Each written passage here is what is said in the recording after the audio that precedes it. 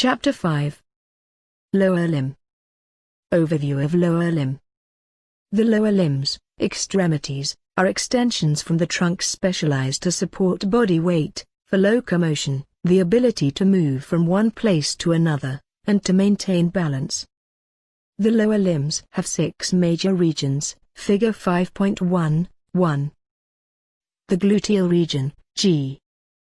Gluteus, buttocks, is the transitional region between the trunk and free lower limbs.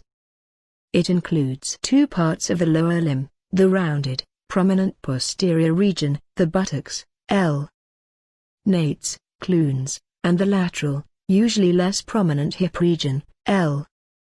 regio coxae, which overlays the hip joint and greater trochanter of the femur. The width of the hips in common terminology is a reference to one's transverse dimensions at the level of the greater trochanters. The gluteal region is bounded superiorly by the iliac crest, medially by the intergluteal cleft, natal cleft, and inferiorly by the skin fold, groove, underlying the buttocks, the gluteal fold, L. sulcus glutealis. The gluteal muscles, overlying the pelvic girdle, constitute the bulk of this region. 2. The femoral region, thigh, is the region of the free lower limb that lies between the gluteal, abdominal, and perineal regions proximally and the knee region distally. It includes most of the femur, thigh bone. The transition from trunk to free lower limb occurs abruptly in the inguinal region or groin. Here the boundary between the abdominal and perineal regions and the femoral region is demarcated by the inguinal ligament anteriorly and the ischiopubic ramus of the hip bone, part of the pelvic girdle or skeleton of the pelvis, medially. Posteriorly, the gluteal fold separates the gluteal and femoral regions, see figure 5.46a. 3. The knee region, L.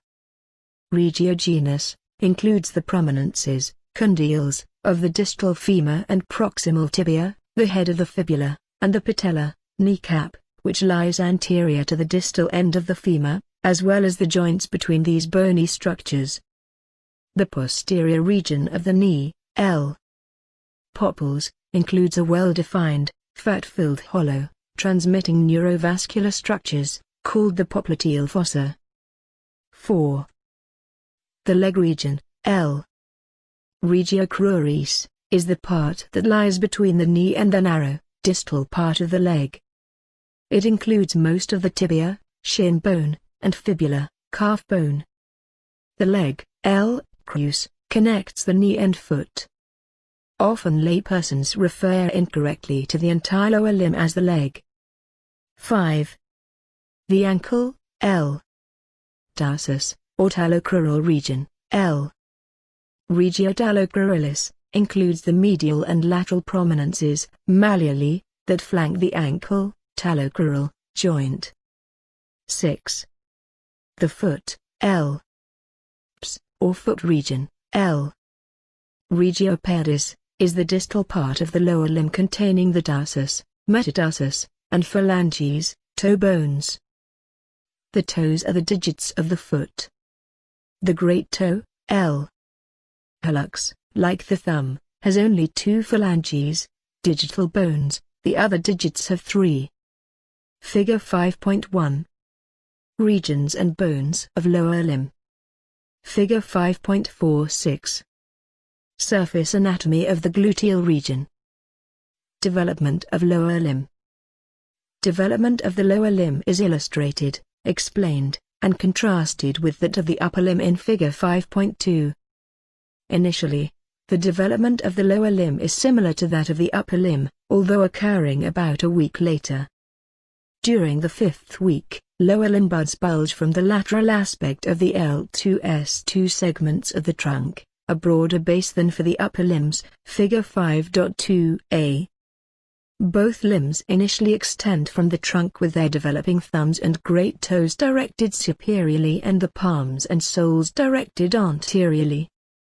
Both limbs then undergo torsion around their long axes, but in opposite directions, figure 5.2bd. Figure 5.2. development of lower limbs. AD. The upper and lower limbs develop from limb buds that arise from the lateral body wall during the 4th and 5th weeks, respectively. They then elongate, develop flexures, and rotate in opposite directions. Segmental innervation is maintained, the dermatomal pattern reflecting the elongation and spiraling of the limb. E and F. Future bones develop from cartilage models, demonstrated at the end of the 6th week, E, and beginning of the 7th week, F. The medial rotation and permanent pronation of the lower limb explain how the knee, unlike the joints superior to it, extends anteriorly and flexes posteriorly, as do the joints inferior to the knee, for example, interphalangeal joints of the toes. The foot becomes oriented with the great toe on the medial side, figure 5.2d, whereas the hand, in the anatomical position, becomes oriented with the thumb on the lateral side, and the barber pole pattern of the segmental innervation of the skin, dermatomes, of the lower limb develops. See cutaneous innervation of lower limb, p. 536. The torsion and twisting of the lower limb is still in progress at birth. Note that babies' feet tend to meet sole to sole when they are brought together, like clapping. Completion of the process coincides with the mastering of walking skills. Bones of lower limb. The skeleton of the lower limb, inferior appendicular skeleton, may be divided into two functional components, the pelvic girdle and the bones of the free lower limb, figure 5.1. The pelvic girdle, bony pelvis, is a bony ring composed of the sacrum and right and left hip bones joined anteriorly at the pubic symphysis. The pelvic girdle attaches the free lower limb to the axial skeleton, the sacrum being common to the axial skeleton in the pelvic girdle. The pelvic girdle also makes up the skeleton of the lower part of the trunk. Its protective and supportive functions serve the abdomen, pelvis, and perineum as well as the lower limbs. The bones of their free lower limb are contained within and specifically serve that part of the limb. Arrangement of lower limb bones. Body weight is transferred from the vertebral column through the sacroiliac joints to the pelvic girdle and from the pelvic girdle through the hip joints to the femurs, L. Femora, figure 5.3a. To support the erect bipedal posture better, the femurs are oblique, directed inframedially, within the thighs so that when standing the knees are adjacent and placed directly inferior to the trunk, returning the center of gravity to the vertical lines of the supporting legs and feet, figs. 5.1, 5.3, and 5.4. Compare this oblique position of the femurs with that of quadrupeds, in whom the femurs are vertical and the knees are apart, with the trunk mass suspended between the limbs, figure 5.3b. Figure 5.3. Pelvic girdle and related joints, demonstrating transfer of weight. A. The weight of the upper body, transmitted centrally through the vertebral column, 1, is divided and directed laterally by means of the bony arch formed by the sacrum and ilia, 2. Thick portions of the ilia transfer the weight to the femurs, 3. The pubic rami form struts or braces that help maintain the integrity of the arch, 4. B. The arrangement of the lower limb bones of bipeds is compared to that of quadrupeds. The diagonal disposition of the femur centers support directly inferior to the trunk, body mass, to make bipedal standing more efficient and to enable bipedal walking, in which the full weight is borne alternately by each limb. In quadrupeds, the trunk is suspended between essentially vertical limbs, requiring simultaneous support from each side. Figure 5.4. Bones of lower limb. A and B. Individual bones and bony formations are identified. The foot is in full plantar flexion. The hip joint is disarticulated, B, to demonstrate the acetabulum of the hip bone, which receives the head of the femur. The femurs of human females are slightly more oblique than those of males, reflecting the greater width of their pelvis. At the knees, the distal end of each femur articulates with the patella and tibia of the corresponding leg. Weight is transferred from the knee joint to the ankle joint by the tibia. The fibula does not articulate with the femur and does not bear or transfer weight, but it provides for muscle attachment and contributes to the formation of the ankle joint. At the ankle, the weight borne by the tibia is transferred to the talus, figure 5.4. The talus is the keystone of a longitudinal arch formed by the tarsal and metatarsal bones of each foot that distributes the weight evenly between the heel and forefoot when standing, creating a flexible but stable bony platform to support the body. Hip bone. The mature hip bone, L. os coxae, is the large, flat pelvic bone formed by the fusion of three primary bones, ilium, ischium, and pubis, at the end of the teenage years. Each of the three bones is formed from its own primary center of ossification. 5 secondary centers of ossification appear later. At birth, the three primary bones are joined by hyaline cartilage. In children, they are incompletely ossified, figure 5.5. At puberty, the three bones are still separated by a Y-shaped triradiate cartilage centered in the acetabulum, although the two parts of the ischiopubic rami fuse by the 9th year, figure 5.5b. The bones begin to fuse between 15 and 17 years of age. Fusion is complete between 20 and 25 years of age. Little or no trace of the lines of fusion of the primary bones is visible in older adults, figure 5.6. Although the bony components are rigidly fused, their names are still used in adults to describe the three parts of the hip bone. Figure 5.5. Parts of hip bones. A. An anteroposterior radiograph of an infant's hips shows the three parts of the incompletely ossified hip bones, ilium, ischium, and pubis. B. The right hip bone of a 13-year-old. Demonstrating the Y-shaped triradiate cartilage. Figure 5.6. Right hip bone of adult in anatomical position. In this position, the anterior superior iliac spine, ascis, and the anterior aspect of the pubis lie in the same coronal plane, blue. A. The large hip bone is constricted in the middle and expanded at its superior and inferior ends. B. The symphysial surface of the pubis articulates with the corresponding surface of the contralateral hip bone.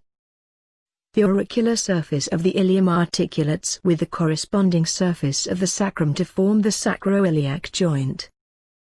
Because much of the medial aspect of the hip bone's bony pelvis is primarily concerned with pelvic and perineal structures and functions, Chapter 3, or their union with the vertebral column, Chapter 4, it is described more thoroughly in those chapters. Aspects of the hip bones concerned with lower limb structures and functions, mainly involving their lateral aspects, are described in this chapter. Ilium. The ilium forms the largest part of the hip bone and contributes the superior part of the acetabulum, figure 5.5b. The ilium has thick medial portions, columns, for weight bearing and thin, wing-like, posterolateral portions, the alae, L. Wings, that provide broad surfaces for the fleshy attachment of muscles, figure 5.3. The body of the ilium joins the pubis and ischium to form the acetabulum. Anteriorly, the ilium has stout anterior superior and anterior inferior iliac spines that provide attachment for ligaments and tendons of lower limb muscles, figure 5.6. Beginning at the anterior superior iliac spine, ascis, the long curved and thickened superior border of the ala of the ilium, the iliac crest, extends posteriorly, terminating at the posterior superior iliac spine, cis. The crest serves as a protective bumper and is an important site of aponeurotic attachment for thin, sheet-like muscles and deep fascia. A prominence on the external lip of the crest, the tubercle of the iliac crest, iliac tubercle, lies 5 to 6 cm posterior to the ascis. There. Posterior inferior iliac spine marks the superior end of the greater sciatic notch. The lateral surface of the ala of the ilium has three rough curved lines, the posterior, anterior, and inferior gluteal lines, that demarcate the proximal attachments of the three large gluteal muscles, PL, glutae. Medially, each ala has a large, smooth depression, the iliac fossa, figure 5.6b, that provides proximal attachment for the iliacus muscle. The bone forming the superior part of this fossa may become thin and translucent, especially in older women with osteoporosis. Posteriorly, the medial aspect of the ilium has a rough, ear-shaped articular area called the auricular surface, L. Auricula, a little ear, and an even rougher iliac tuberosity superior to it for synovial and syndesmotic articulation with the reciprocal surfaces of the sacrum at the sacroiliac joint. Ischium. The ischium forms the posterior-inferior part of the hip bone. The superior part of the body of the ischium fuses with the pubis and ilium, forming the posterior-inferior aspect of the acetabulum. The ramus of the ischium joins the inferior ramus of the pubis to form a bar of bone, the ischiopubic ramus, figure 5.6a, which constitutes the inframedial boundary of the obturator foramen. The posterior border of the ischium forms the inferior margin of a deep indentation called the greater sciatic notch. The large, triangular ischial spine at the inferior margin of this notch provides ligamentous attachment. This sharp demarcation separates the greater sciatic notch from a more inferior, smaller, rounded, and smooth-surfaced indentation, the lesser sciatic notch. The lesser sciatic notch serves as a trochlear or pulley for a muscle that emerges from the bony pelvis. The rough bony projection at the junction of the inferior end of the body of the ischium and its ramus is the large ischial tuberosity. The body's weight rests on this tuberosity when sitting, and it provides the proximal, tendinous attachment of posterior thigh muscles. Pubis. The pubis forms the anteromedial part of the hip bone, contributing the anterior part of the acetabulum, and provides proximal attachment for muscles of the medial thigh. The pubis is divided into a flattened medially placed body and superior and inferior rami that project laterally from the body, figure 5.6. Medially, the symphysial surface of the body of the pubis articulates with the corresponding surface of the body of the contralateral pubis by means of the pubic symphysis, figure 5.3a. The anterosuperior border of the united bodies and symphysis forms the pubic crest, which provides attachment for abdominal muscles. Small projections at the lateral ends of this crest, the pubic tubercles, are important landmarks of the inguinal regions, figure 5.6. The tubercles provide attachment for the main part of the inguinal ligament and thereby indirect muscle attachment. The posterior margin of the superior ramus of the pubis has a sharp raised edge, the pecten pubis, which forms part of the pelvic brim, see Chapter 3. Obturator foramen. The obturator foramen is a large oval or irregularly triangular opening in the hip bone. It is bounded by the pubis and ischium and their rami. Except for a small passageway for the obturator nerve and vessels, the obturator canal, the obturator foramen is closed by the thin, strong obturator membrane. The presence of the foramen minimizes bony mass, weight, while its closure by the obturator membrane still provides extensive surface area on both sides for fleshy muscle attachment. Acetabulum. The acetabulum, L, shallow vinegar cup, is the large cup-shaped cavity or socket on the lateral aspect of the hip bone that articulates with the head of the femur to form the hip joint, figure 5.6a. All three primary bones forming the hip bone contribute to the formation of the acetabulum, figure 5.5. The margin of the acetabulum is incomplete inferiorly at the acetabular notch, which makes the fossa resemble a cup with a piece of its lip missing, figure 5.6a.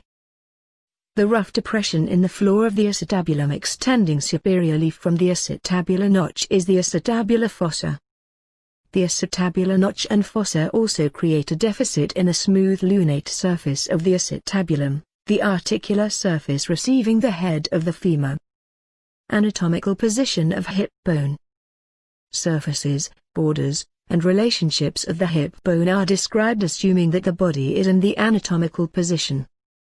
To place an isolated hip bone or bony pelvis in this position, situate it so that their axis and the anterosuperior aspect of the pubis lie in the same coronal plane. Symphysial surface of the pubis is vertical, parallel to the median plane, figure 5.6. In the anatomical position, their acetabulum faces infralaterally, with the acetabular notch directed inferiorly. Obturator foramen lies inframedial to the acetabulum. Internal aspect of the body of the pubis faces almost directly superiorly. It essentially forms a floor on which the urinary bladder rests.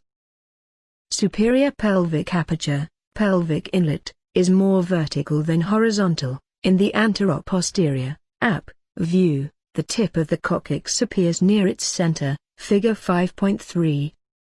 Femur. The femur is the longest and heaviest bone in the body. It transmits body weight from the hip bone to the tibia when a person is standing, figure 5.4. Its length is approximately a quarter of the person's height. The femur consists of a shaft, body, and two ends, superior or proximal and inferior or distal, figure 5.7. Figure 5.7. Right femur. A and B. The bony features of an adult femur are shown. Functionally and morphologically, the bone consists of highly modified superior and inferior ends and an intervening cylindrical shaft. A.e. The femur is bent so that the long axis of the head and neck lies at an angle of inclination, to that of the shaft. When the massive femoral condyles rest on a horizontal surface, the femur assumes its oblique anatomical position in which the center of the round femoral head lies directly superior to the intercondylar fossa. C.e. The angle of inclination decreases, becomes more acute, with age, resulting in greater stress at a time when bone mass is reduced. When the femur is viewed along the long axis of the femoral shaft, so that the proximal end is superimposed over the distal end, F, it can be seen that the axis of the head and neck of the femur forms a 12 degrees angle with the transverse axis of the femoral condyles, angle of torsion. The superior, proximal, end of the femur consists of a head, neck, and two trochanters, greater and lesser. The round head of the femur makes up 2/3 of a sphere that is covered with articular cartilage, except for a medially placed depression or pit, the fovea for the ligament of the head. In early life, the ligament gives passage to an artery supplying the epiphysis of the head. The neck of the femur is trapezoidal, with its narrow end supporting the head and its broader base being continuous with the shaft. Its average diameter is 3/4 that of the femoral head. The proximal femur is bent, L-shaped, so that the long axis of the head and neck projects supermedially at an angle to that of the obliquely oriented shaft, figure 5.7a and b. This obtuse angle of inclination is greatest, most nearly straight, at birth and gradually diminishes, becomes more acute, until the adult angle is reached, 115 to 140 degrees, averaging 126 degrees, figure 5.7 CE.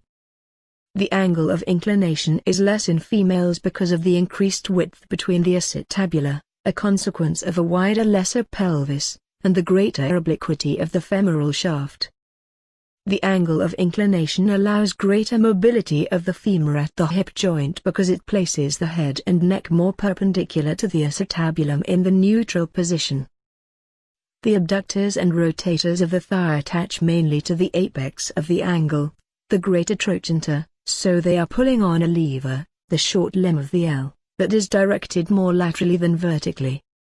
This provides increased leverage for the abductors and rotators of the thigh, and allows the considerable mass of the abductors of the thigh to be placed superior to the femur, in the gluteal region, instead of lateral to it, freeing the lateral aspect of the femoral shaft to provide an increased area for the fleshy attachment of the extensors of the knee. The angle of inclination also allows the obliquity of the femur within the thigh, which permits the knees to be adjacent and inferior to the trunk, as explained previously. All of this is advantageous for bipedal walking, however, it imposes considerable strain on the neck of the femur. Consequently, fractures of the femoral neck can occur in older people as a result of a slight stumble if the neck has been weakened by osteoporosis, pathologic reduction of bone mass. The torsion of the proximal lower limb, femur, that occurred during development does not conclude with the long axis of the superior end of the femur, head and neck, parallel to the transverse axis of the inferior end, femoral condyles. When the femur is viewed superiorly, so that one is looking along the long axis of the shaft, it is apparent that the two axes lie at an angle, the torsion angle, or angle of declination, the mean of which is 7 degrees in males and 12 degrees in females. The torsion angle, combined with the angle of inclination, allows rotatory movements of the femoral head within the obliquely placed acetabulum to convert into flexion and extension, abduction and adduction, and rotational movements of the thigh.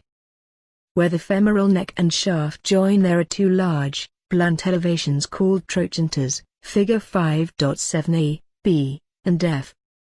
The abrupt, conical and rounded lesser trochanter, g, a runner, extends medially from the posteromedial part of the junction of the neck and shaft to give tendinous attachment to the primary flexor of the thigh, the iliopsoas. The greater trochanter is a large, laterally placed bony mass that projects superiorly and posteriorly where the neck joins the femoral shaft, providing attachment and leverage for abductors and rotators of the thigh. The site where the neck and shaft join is indicated by the intertrochanteric line, a roughened ridge formed by the attachment of a powerful ligament, iliofemoral ligament. The intertrochanteric line runs from the greater trochanter and winds around the lesser trochanter to continue posteriorly and inferiorly as a less distinct ridge, the spiral line. A similar but smoother and more prominent ridge, the intertrochanteric crest, joins the trochanters posteriorly. The rounded elevation on the crest is the quadrate tubercle. In anterior and posterior views, figure 5.7a and b, the greater trochanter is in line with the femoral shaft. In posterior and superior views, figure 5.7b and f, it overhangs a deep depression medially, the trochanteric fossa. The shaft of the femur is slightly bowed, convex, anteriorly. This convexity may increase markedly, proceeding laterally as well as anteriorly, if the shaft is weakened by a loss of calcium, as occurs in rickets, a disease attributable to vitamin D deficiency. Most of the shaft is smoothly rounded, providing fleshy origin to extensors of the knee, except posteriorly where a broad, rough line, the linea aspera, provides a paneurotic attachment for adductors of the thigh. This vertical ridge is especially prominent in the middle third of the femoral shaft, where it has medial and lateral lips, margins. Superiorly, the lateral lip blends with the broad, rough gluteal tuberosity, and the medial lip continues as a narrow, rough spiral line. The spiral line extends toward the lesser trochanter but then passes to the anterior surface of the femur, where it is continuous with the intertrochanteric line. A prominent intermediate ridge, the pectineal line, extends from the central part of the linea aspera to the base of the lesser trochanter. Inferiorly, the linea aspera divides into medial and lateral supracondylar lines, which lead to the medial and lateral femoral condyles, figure 5.7b.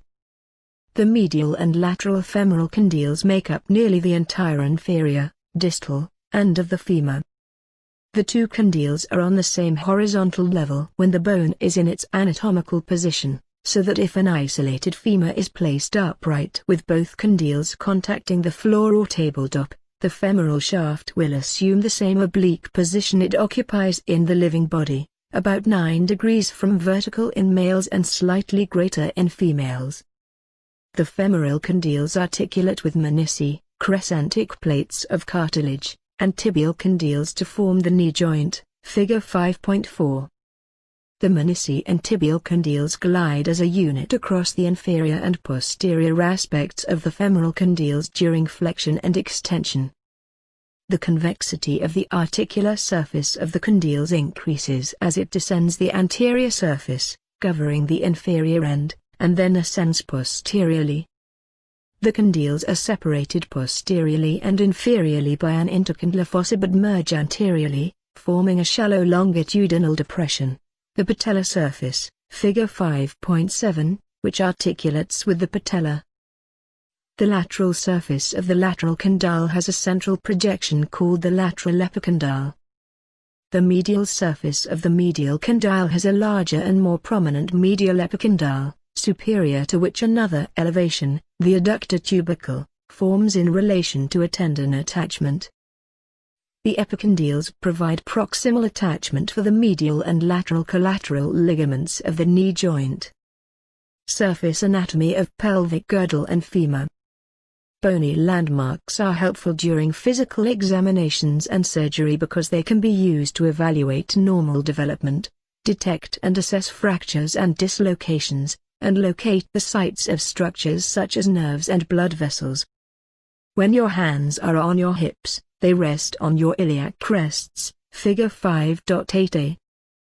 The anterior third of the crests is easily palpated because the crests are subcutaneous, figure 5.8c and d. The posterior two-thirds of the crests are more difficult to palpate because they are usually covered with fat. The iliac crest ends anteriorly at the rounded ascis, anterior superior iliac spine, which is easy to palpate by tracing the iliac crest antero-inferiorly. The ascis is often visible in thin individuals. In obese people these spines are covered with fat and may be difficult to locate, however, they are easier to palpate when the person is sitting and the muscles attached to them are relaxed. Figure 5.8. Surface anatomy of hip bone and femur. A. Surface landmarks. B. Bimanual palpation of anterior superior iliac spine, used to determine position of pelvis, pelvic tilt. C and D. Surface projection and palpable features of hip bone and femur. E. Palpation of ischial tuberosity. The iliac tubercle, 5 to 6 cm posterior to the ascis, marks the widest point of the iliac crest. To palpate this tubercle, place your thumb on the ascis and move your fingers posteriorly along the external lip of the iliac crest, figure 5.8b. The iliac tubercle lies at the level of the spinous process of the L5 vertebra. Approximately a hand's width inferior to the umbilicus, the bodies and superior rami of the pubic bones may be palpated, figure 5.8c. The pubic tubercle can be palpated about 2 cm from the pubic symphysis at the anterior extremity of the pubic crest. The iliac crest ends posteriorly at the sharp size, posterior superior iliac spine, figure 5.8d, which may be difficult to palpate, however, its position is easy to locate because it lies at the bottom of a skin dimple, approximately 4 cm lateral to the midline.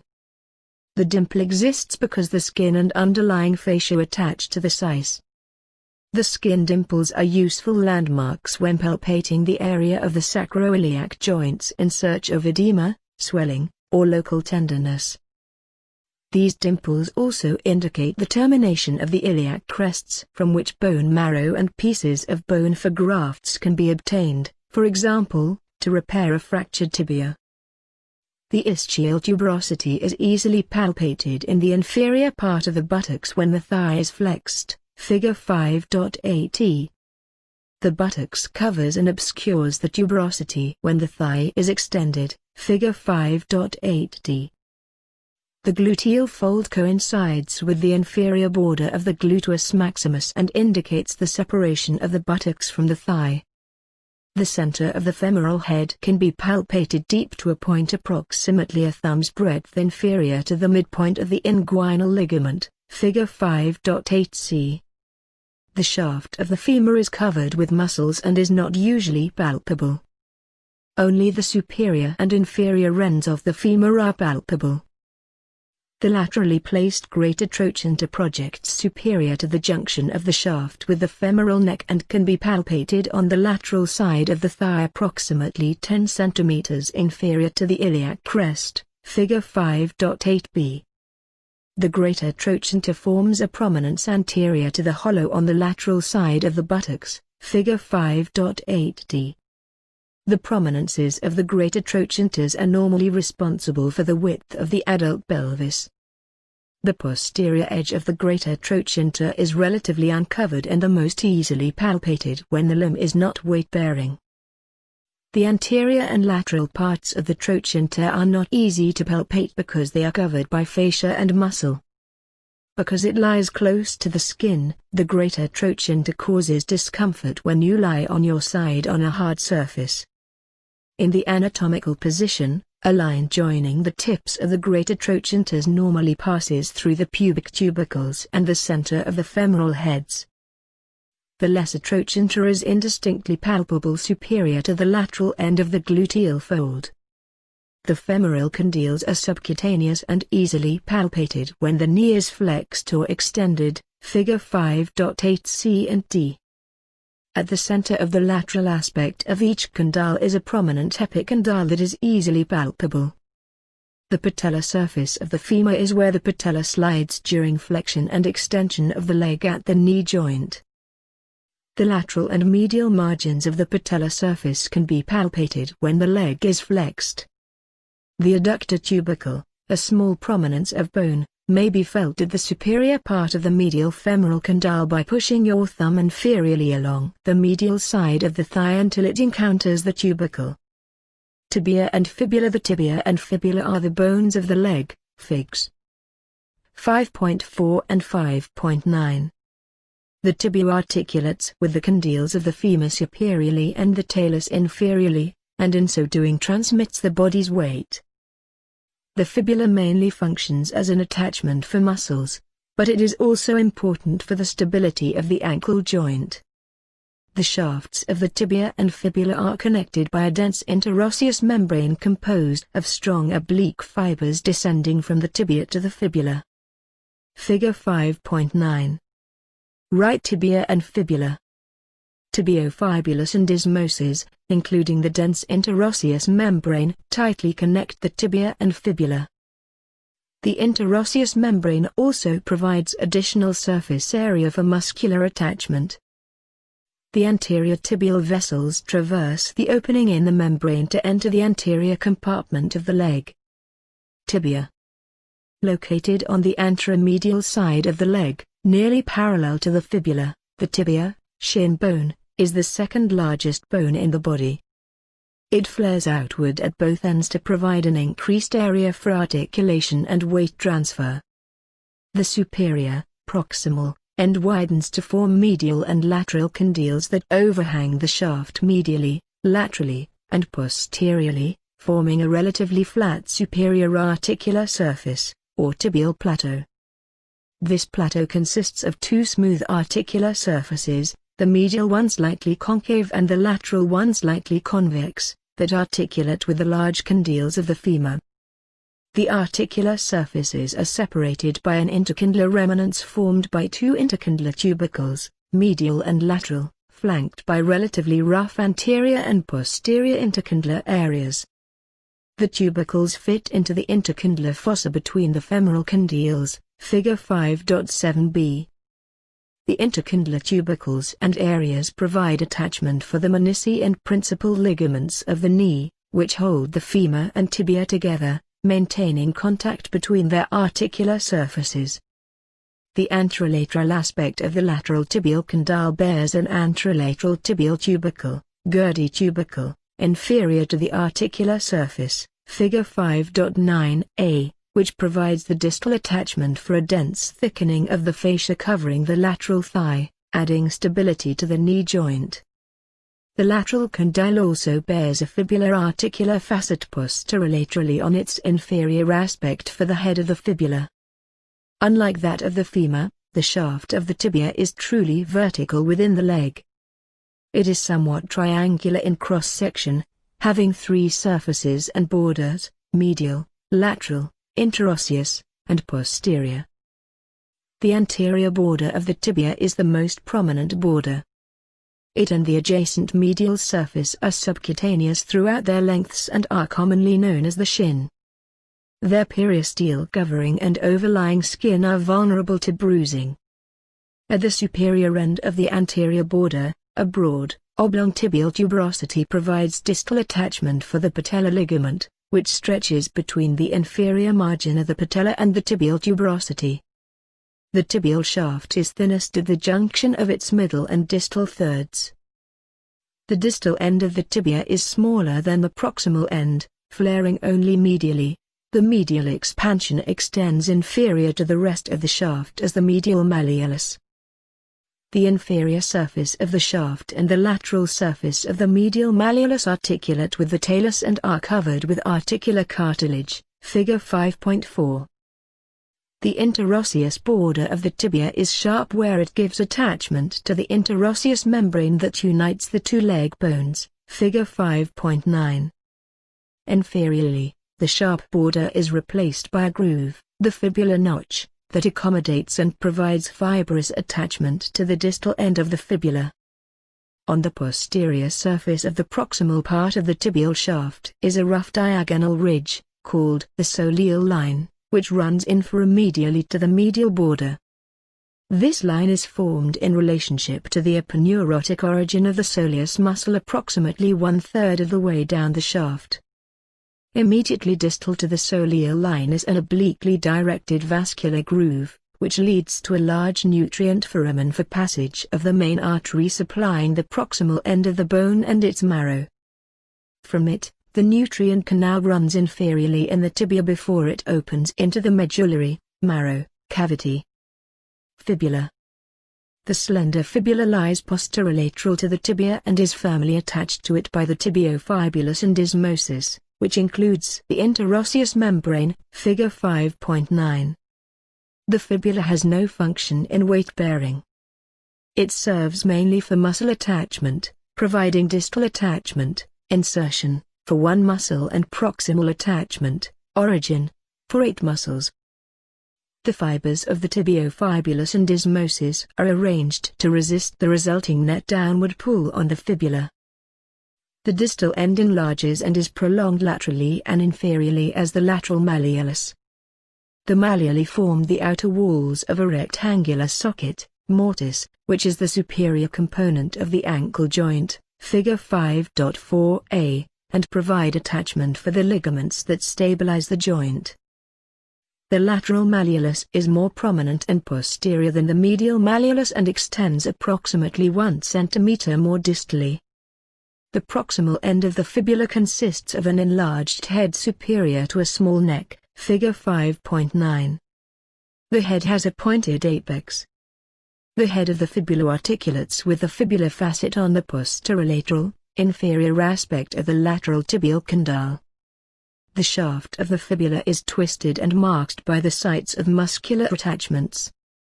Like the shaft of the tibia, it is triangular in cross-section, having 3 borders, anterior, interosseous, and posterior, and 3 surfaces, medial, posterior, and lateral. Surface anatomy of tibia and fibula. The tibial tuberosity, an oval elevation on the anterior surface of the tibia, is easily palpated approximately 5 cm distal to the apex of the patella, Figure 5.10a. The subcutaneous, flat anteromedial surface of the tibia is also easy to palpate.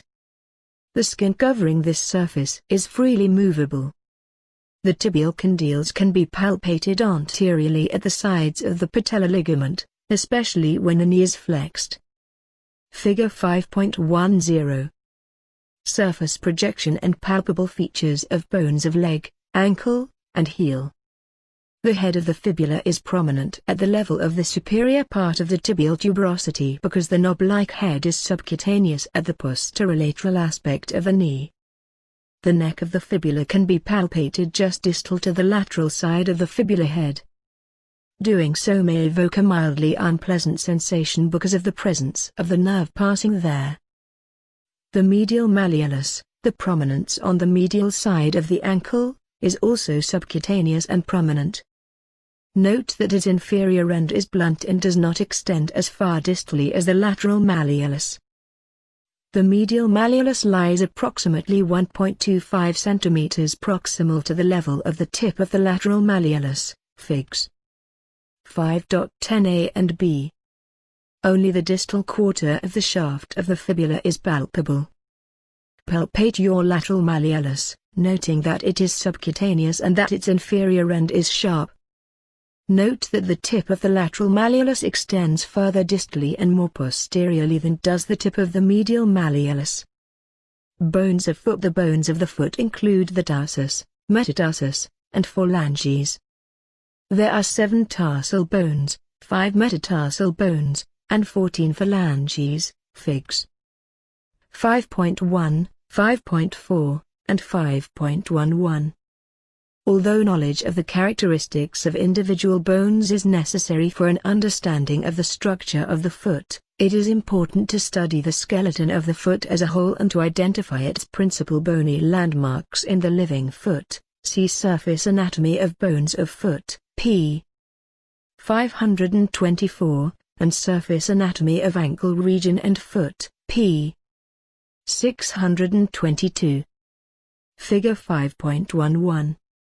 Bones of right foot.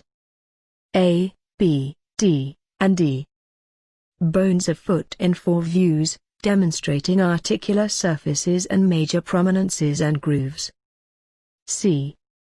The 7 bones of the tarsus make up the posterior half of the foot.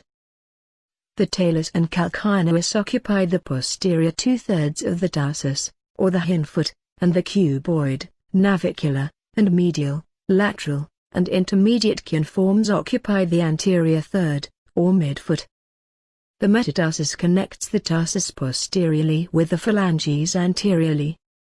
Together, the metatarsus and phalanges make up the anterior half of the foot, forefoot.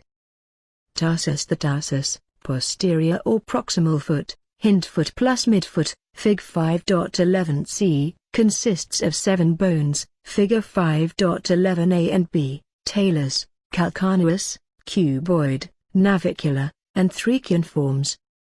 Only 1 bone, the talus, articulates with the leg bones. The talus, L, ankle bone, has a body, neck, and head, Figure 5.11t. The superior surface, or trochlear of the talus, is gripped by the 2 malleoli, Figure 5.4, and receives the weight of the body from the tibia. The talus transmits that weight in turn, dividing it between the calcaneus, on which the body of talus rests, and the forefoot, via an osteoligamentous hammock that receives the rounded and anteromedially directed head of talus. The hammock, spring ligament, is suspended across a gap between a shelf-like medial projection of the calcaneus, sustentaculum tali, and the navicular bone, which lies anteriorly, Figure 5.11b and d. The talus is the only tarsal bone that has no muscular or tendinous attachments. Most of its surface is covered with articular cartilage. The talar body bears the trochlear superiorly and narrows into a posterior process that features a groove for the tendon of the flexor hallucis longus, Figure 5.11e, flanked by a prominent lateral tubercle and a less prominent medial tubercle, Figure 5.11a and d. The calcaneus, L, heel bone, is the largest and strongest bone in the foot, Figure 5.11. When standing, the calcaneus transmits the majority of the body's weight from the talus to the ground. The anterior 2/3 of the calcaneus's superior surface articulates with the talus and its anterior surface articulates with the cuboid. The lateral surface of the calcaneus has an oblique ridge, Figure 5.11d, The fibular trochlea, that lies between the tendons of the fibularis longus and brevis.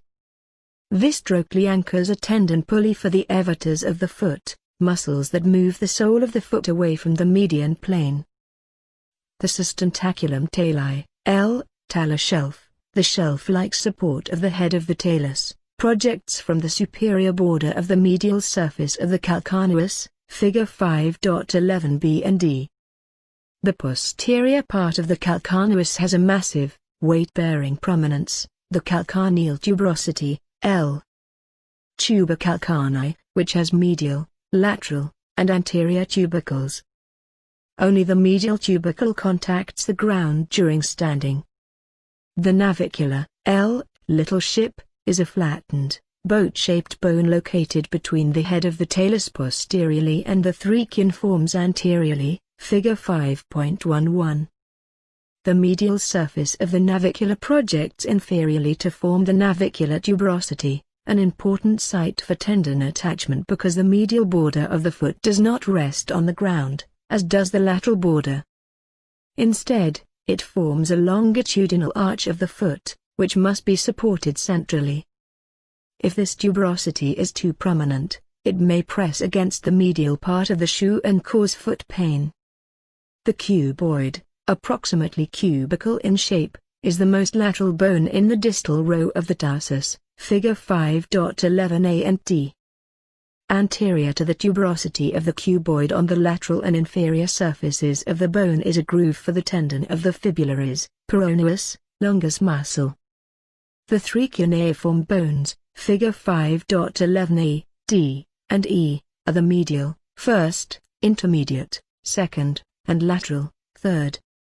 The medial cuneiform is the largest bone, and the intermediate cuneiform is the smallest. Each cuneiform, L. Cuneus, wedge-shaped, articulates with the navicula posteriorly and the base of its appropriate metatarsal anteriorly. The lateral cuneiform also articulates with the cuboid. Metatarsus. The metatarsus, anterior or distal foot, forefoot, figure 5.11c, consists of 5 metatarsals that are numbered from the medial side of the foot, figure 5.11a. And the articulated skeleton of the foot, figs 5.1, 5.4, and 5.11. The tarsomtatarsal joints form an oblique tarsomtatarsal line joining the midpoints of the medial and shorter lateral borders of the foot. Thus, the metatarsals and phalanges are located in the anterior half, forefoot, and the tarsals are in the posterior half, hindfoot, figure 5.11a and c.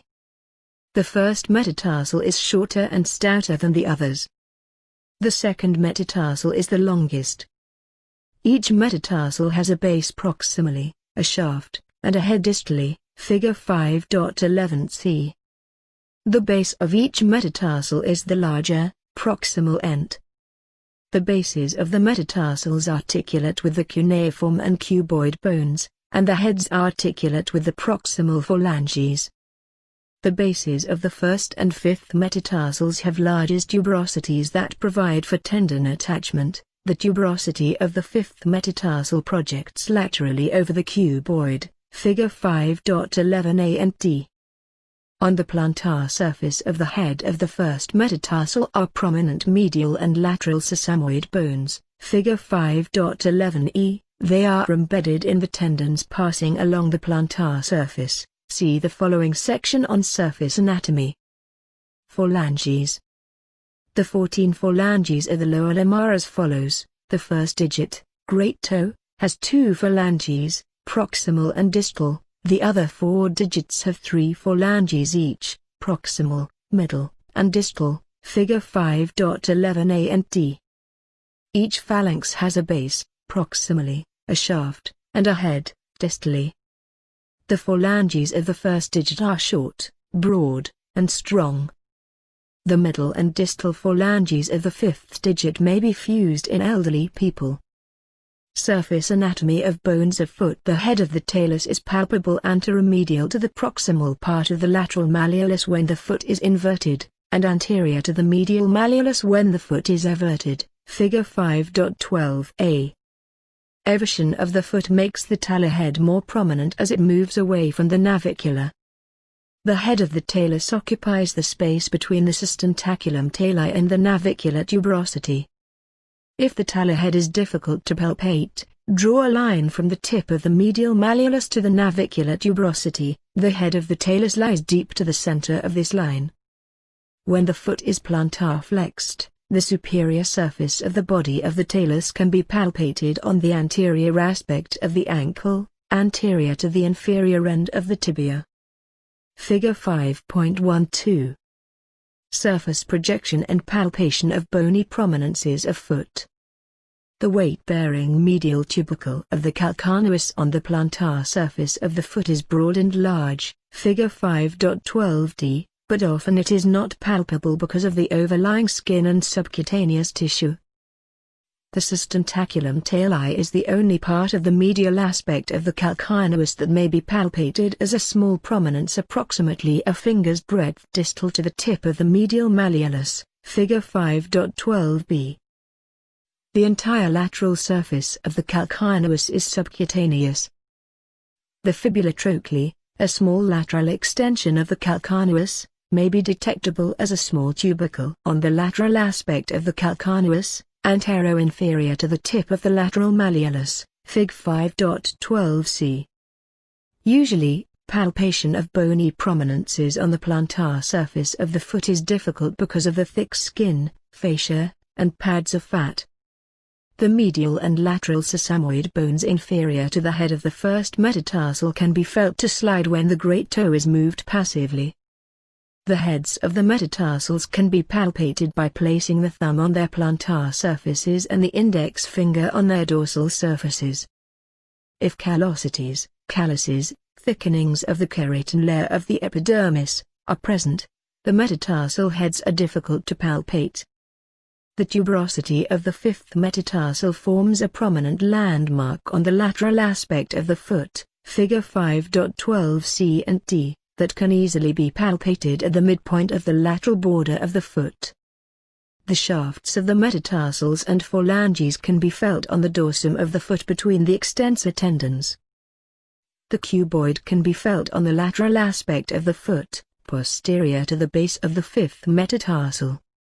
The medial cuneiform can be palpated between the tuberosity of the navicular and the base of the first metatarsal, figure 5.12b. The head of the first metatarsal forms a prominence on the medial aspect of the foot. The tuberosity of the navicular is easily seen and palpated on the medial aspect of the foot, figure 5.12b, infero-anterior to the tip of the medial malleolus. The cuboid and cuneiforms are difficult to identify individually by palpation. Bones of lower limb injuries, knee, leg, and foot injuries are the most common lower limb injuries. Injuries to the hips make up less than 3% of lower limb injuries. In general, most injuries result from acute trauma during contact sports such as hockey and football and from overuse during endurance sports such as marathon races. Adolescents are most vulnerable to these injuries because of the demands of sports on their maturing musculoskeletal systems. The cartilaginous models of the bones in the developing lower limbs are transformed into bone by endochondral ossification, figure 5.2e and f. Because the process is not completed until early adulthood, cartilaginous epiphyseal plates still exist during the teenage years, when physical activity often peaks and involvement in competitive sports is most common.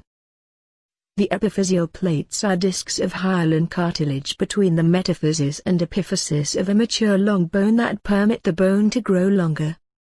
During growth spurts, bones actually grow faster than the attached muscle. The combined stress on the epiphyseal plates resulting from physical activity and rapid growth may result in irritation and injury of the plates and developing bone, osteochondrosis. Injuries of hip bone. Fractures of the hip bone are referred to as pelvic fractures. See the blue box pelvic fractures in Chapter 3, p. 335. The term hip fracture is most commonly applied, Unfortunately, to fractures of the femoral head, neck, or trochanters.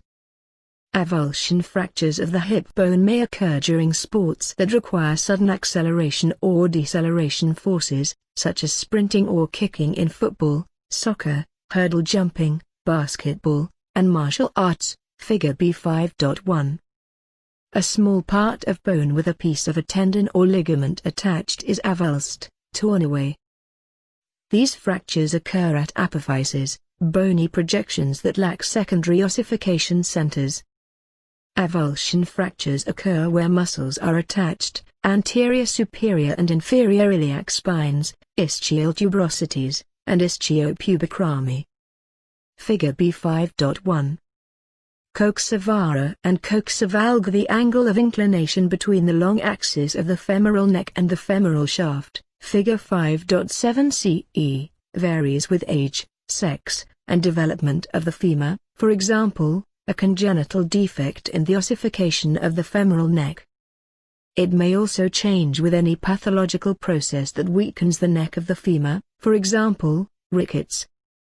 When the angle of inclination is decreased, the condition is coxavara, Figure B5.2a. When it is increased, it is coxavalga, Figure B5.2b.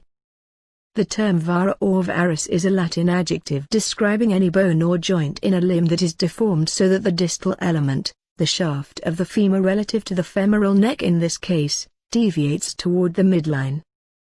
Conversely, the term valga or valgus describes a bone or joint in a limb that is deformed so that the distal element deviates away from the midline. Coxavara causes a mild shortening of the lower limb and limits passive abduction of the hip. Figure B5.2.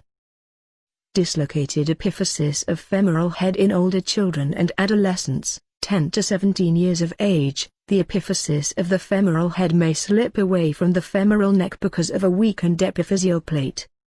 This injury may be caused by acute trauma or repetitive microtraumas that place increased shearing stress on the epiphysis, especially with abduction and lateral rotation of the thigh. The epiphysis often dislocates, slips, slowly resulting in a progressive coxavara. The common initial symptom of the injury is hip discomfort that may be referred to the knee. Radiographic examination of the superior end of the femur is usually required to confirm a diagnosis of a dislocated epiphysis of the head of the femur. Femoral fractures. Despite its large size and strength, the femur is commonly fractured. The type of fracture sustained is frequently age and even sex-related. The neck of the femur is most frequently fractured because it is the narrowest and weakest part of the bone and it lies at a marked angle to the line of weight-bearing, pull of gravity. It becomes increasingly vulnerable with age, especially in females, secondary to osteoporosis. Fractures of the proximal femur occur at several locations. Two examples are transcervical, middle of neck, and intertrochanteric, Figure B5.3. These fractures usually occur as a result of indirect trauma, stumbling or stepping down hard, as off a curb or step. Because of the angle of inclination, these fractures are inherently unstable and impaction, overriding of fragments resulting in foreshortening of the limb, occurs. Muscle spasm also contributes to the shortening of the limb. Figure B5.3. Intracapsular fractures, occurring within a hip joint capsule, are complicated by degeneration of the femoral head, owing to vascular trauma. See the blue boxes. Fractures of the femoral neck on p. 659 and surgical hip replacement on p. 660. Fractures of the greater trochanter and femoral shaft usually result from direct trauma, direct blows sustained by the bone resulting from falls or being hit, and are most common during the more active years. They frequently occur during motor vehicle accidents and sports, such as skiing and climbing. In some cases, a spiral fracture of the femoral shaft occurs, resulting in foreshortening as the fragments override, or the fracture may be comminuted, broken into several pieces, with the fragments displaced in various directions as a result of muscle pull and depending on the level of the fracture. Union of this serious type of fracture may take up to a year. Fractures of the inferior or distal femur may be complicated by separation of the condyles, resulting in misalignment of the articular surfaces of the knee joint, or by hemorrhage from the large popliteal artery that runs directly on the posterior surface of the bone. This fracture compromises the blood supply to the leg, an occurrence that should always be considered in knee fractures or dislocations. Tibial fractures. The tibial shaft is narrowest at the junction of its middle and inferior thirds, which is the most frequent site of fracture. Unfortunately, this area of the bone also has the poorest blood supply. Because its anterior surface is subcutaneous, the tibial shaft is the most common site for a compound fracture, figure B5.4a. Compound tibial fractures may also result from direct trauma, for example, a bumper fracture caused when a car bumper strikes the leg. Fracture of the tibia through the nutrient canal predisposes the patient to non-union of the bone fragments resulting from damage to the nutrient artery. Figure B5.4. Transverse march, stress, fractures of the inferior third of the tibia, figure B5.4b, are common in people who take long hikes before they are conditioned for this activity. The strain may fracture the anterior cortex of the tibia. Indirect violence applied to the tibial shaft when the bone turns with the foot fixed during a fall may produce a fracture, for example, when a person is tackled in football. In addition, severe torsion during skiing may produce a diagonal fracture, figure B5.4c, of the tibial shaft at the junction of the middle and inferior thirds, as well as a fracture of the fibula. Diagonal fractures are often associated with limb shortening caused by overriding of the fractured ends. Frequently during skiing, a fracture results from a high-speed forward fall, which angles the leg over the rigid ski boot, producing a boot top fracture, figure B5.4d and d. Fractures involving epiphyseal plates. The primary ossification center for the superior end of the tibia appears shortly after birth and joins the shaft of the tibia during adolescence, usually 16 to 18 years of age.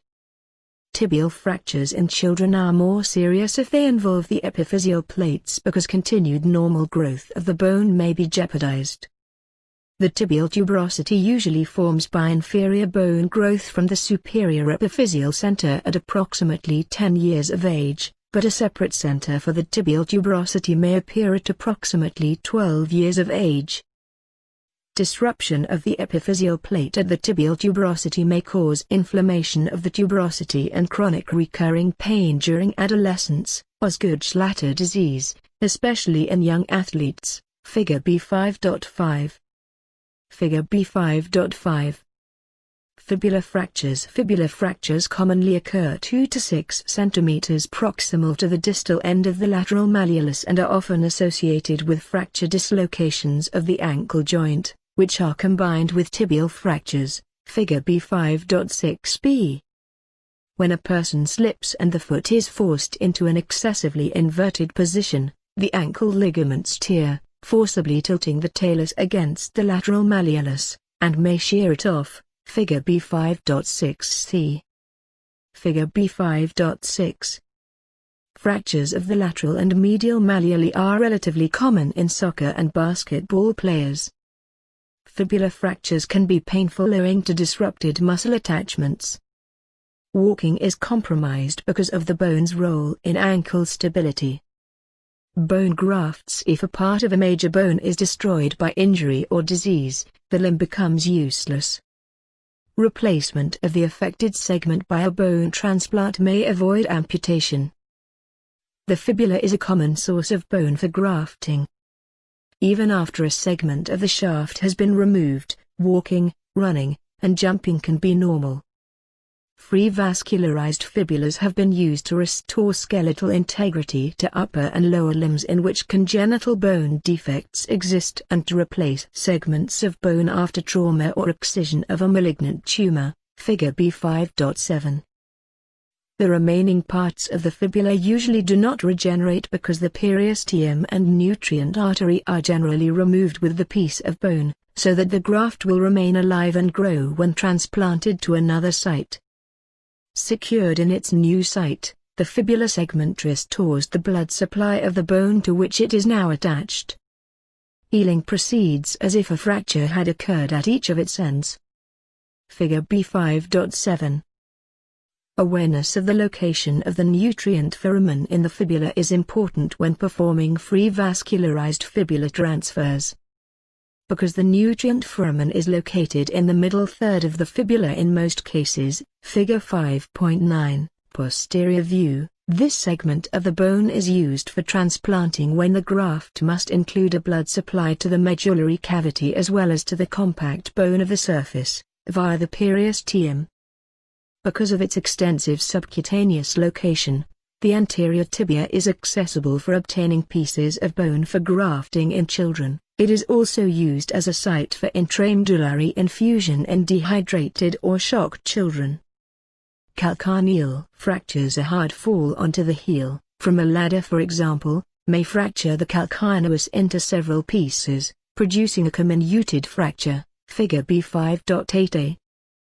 A calcaneal fracture is usually disabling because it disrupts the subtler, talocalcaneal, joint, where the talus articulates with the calcaneus. Figure B5.8. Fractures of taloneck. Fractures of the taloneck, Figure B5.8b, may occur during severe dorsiflexion of the ankle, for example, when a person is pressing extremely hard on the brake pedal of a vehicle during a head-on collision. In some cases, the body of the talus dislocates posteriorly. Fractures of metatarsals. Metatarsal fractures occur when a heavy object falls on the foot, for example, or when it is run over by a heavy object such as a metal wheel, Figure B5.8c and d. Metatarsal fractures are also common in dancers, especially female ballet dancers who use the demi-pointy technique. The dancer's fracture usually occurs when the dancer loses balance, putting the full body weight on the metatarsal and fracturing the bone. Fatigue. Fractures of the metatarsals may result from prolonged walking. These fractures, usually transverse, result from repeated stress on the metatarsals. When the foot is suddenly and violently inverted, the tuberosity of the fifth metatarsal may be avulsed, torn away, by the tendon of the fibularis brevis muscle. An avulsion fracture of the tuberosity of the fifth metatarsal, Figure B5.8c and e, is common in basketball and tennis players. This injury produces pain and edema at the base of the fifth metatarsal and may be associated with a severe ankle sprain. Ostrigonum. During ossification of the talus, the secondary ossification center, which becomes the lateral tubercle of the talus, occasionally fails to unite with the body of the talus. This failure may be caused by applied stress, forceful plantar flexion, during the early teens. Occasionally, a partly or even fully ossified center may fracture and progress to non-union. Either event may result in a bone, accessory ossicle, known as an ostrigonum, which occurs in 14 to 25% of adults, more commonly bilaterally, Figure B5.9. It has an increased prevalence among soccer players and ballet dancers. Figure B5.9. Fracture of sesamoid bones. The sesamoid bones of the great toe, Figure 5.12d, in the tendon of the flexor hallucis longus bear the weight of the body, especially during the latter part of the stance phase of walking. The sesamoids develop before birth and begin to ossify during late childhood. Fracture of the sesamoid bones may result from a crushing injury, Fig B5.10. Figure B5.10. The bottom line. Bones of lower limb. Hip bone, formed by the union of three primary bones, ilium, ischium, and pubis. The hip bones are joined to the sacrum posteriorly and to each other anteriorly, at the pubic symphysis, to form the pelvic girdle. Each hip bone is specialized to receive half the weight of the upper body when standing and all of it periodically during walking. Thick parts of the bone transfer weight to the femur. Thin parts of the bone provide a broad surface for attachment of powerful muscles that move the femur. The pelvic girdle encircles and protects the pelvic viscera, particularly the reproductive organs. Femur, through development, our largest bone, the femur, has developed a bend, angle of inclination, and has twisted, medial rotation and torsion so that the knee and all joints inferior to it flex posteriorly, to accommodate our erect posture and to enable bipedal walking and running. The angle of inclination and attachment of the abductors and rotators to the greater trochanter allow increased leverage, superior placement of the abductors, and oblique orientation of the femur in the thigh. Combined with the torsion angle, oblique rotatory movements at the hip joint are converted into movements of flexion extension and abduction adduction, in the sagittal and coronal planes, respectively, as well as of rotation. Tibia and fibula, our second largest bone, the tibia, is a vertical column bearing the weight of all superior to it.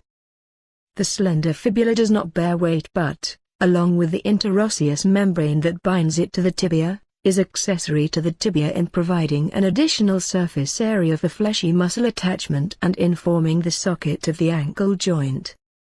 Through development, the two bones have become permanently pronated to provide for a stable stance and facilitate locomotion.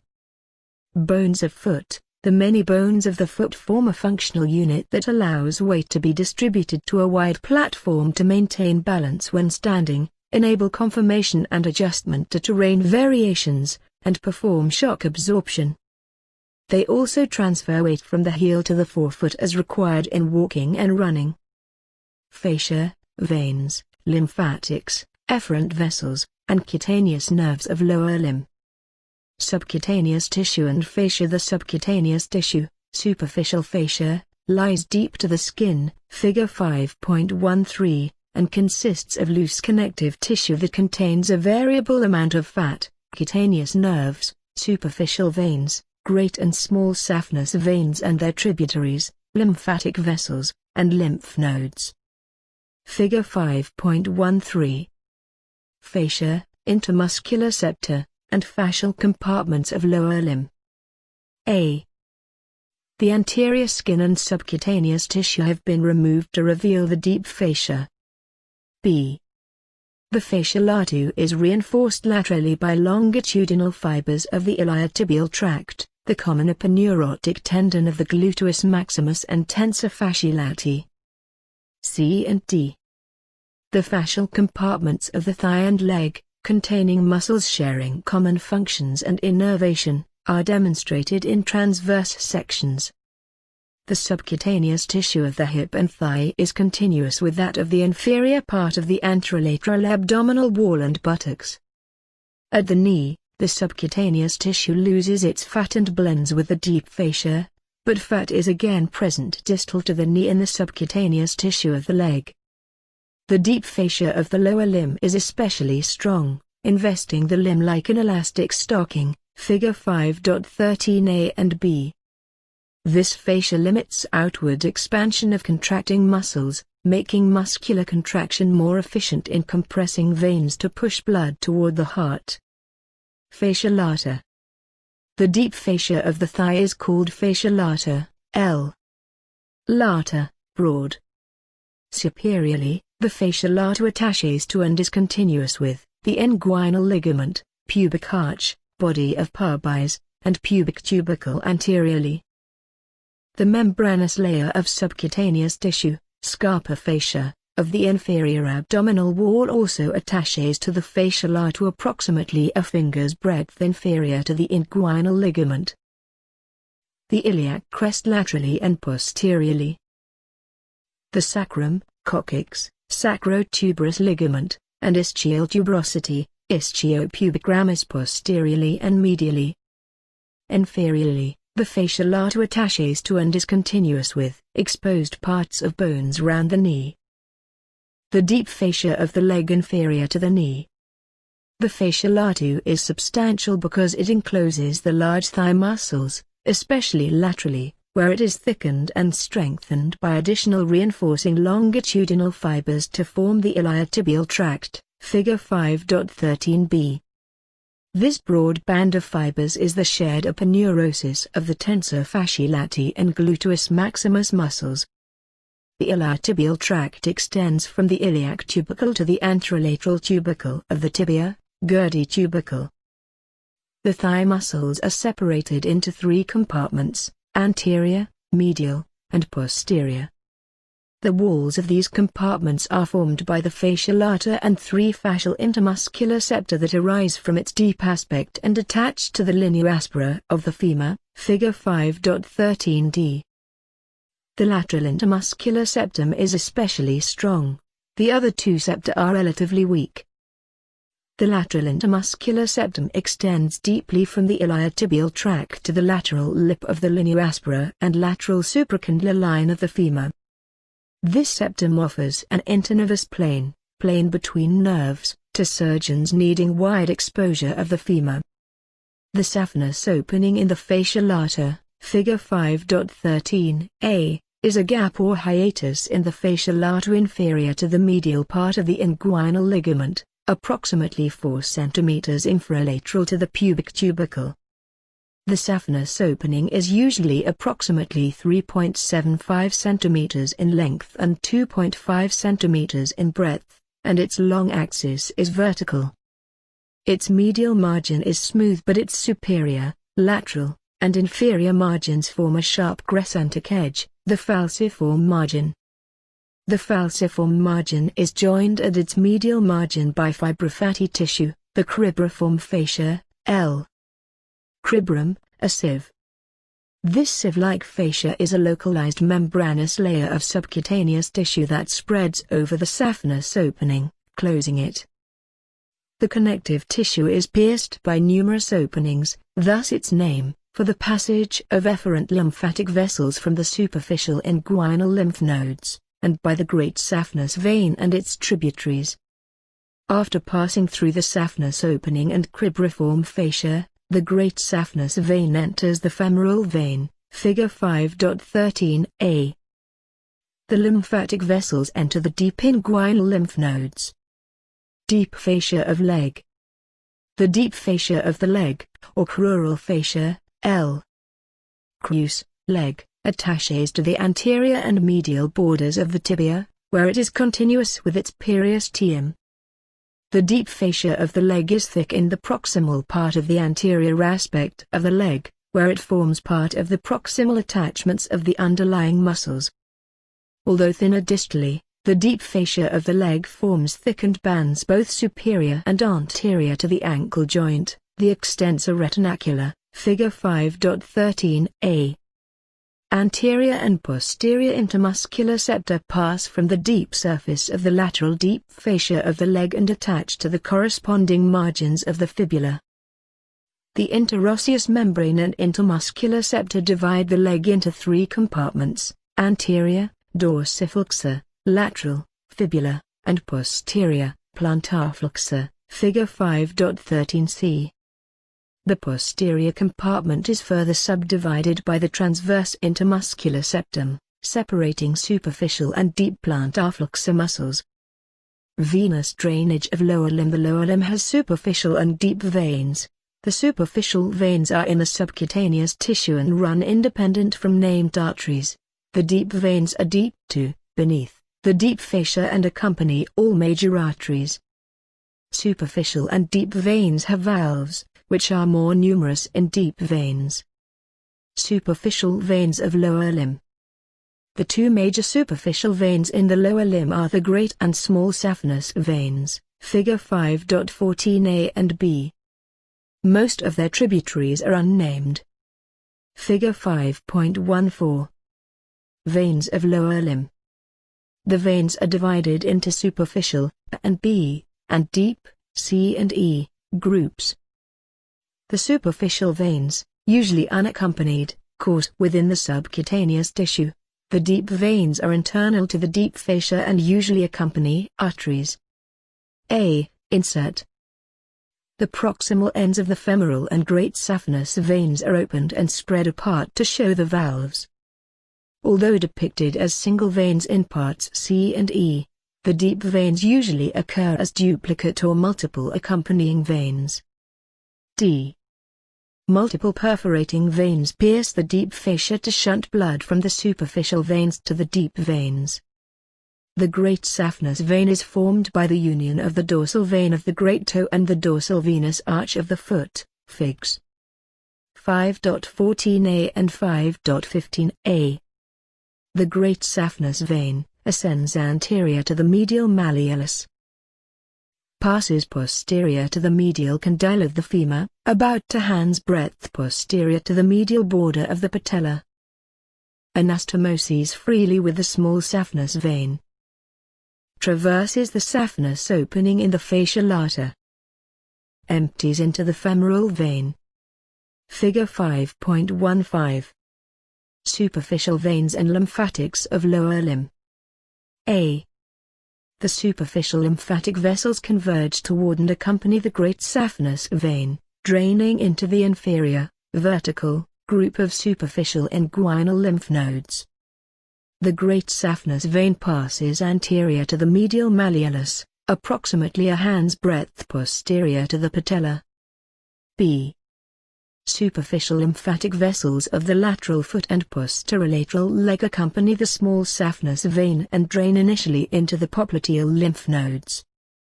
The efferent vessels from these nodes join other deep lymphatics, which accompany the femoral vessels to drain into the deep inguinal lymph nodes.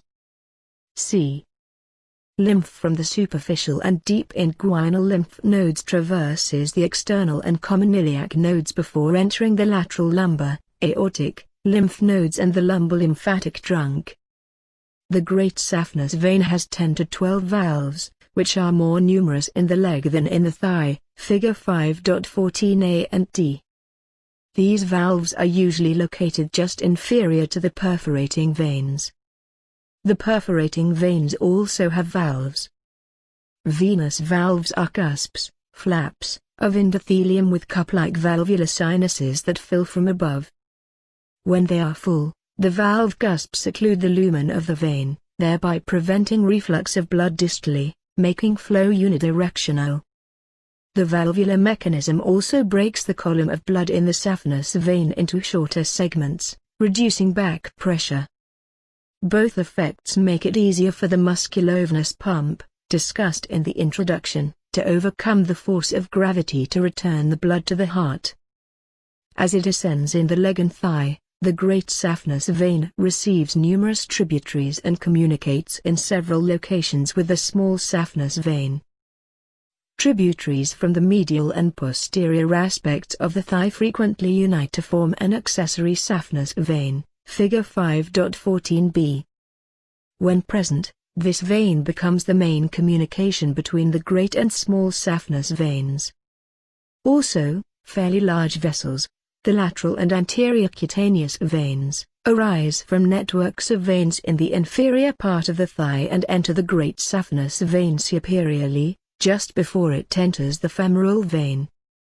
Near its termination, the great saphenous vein also receives the superficial circumflex-iliac, superficial epigastric, and external pudendal veins, figure 5.14a.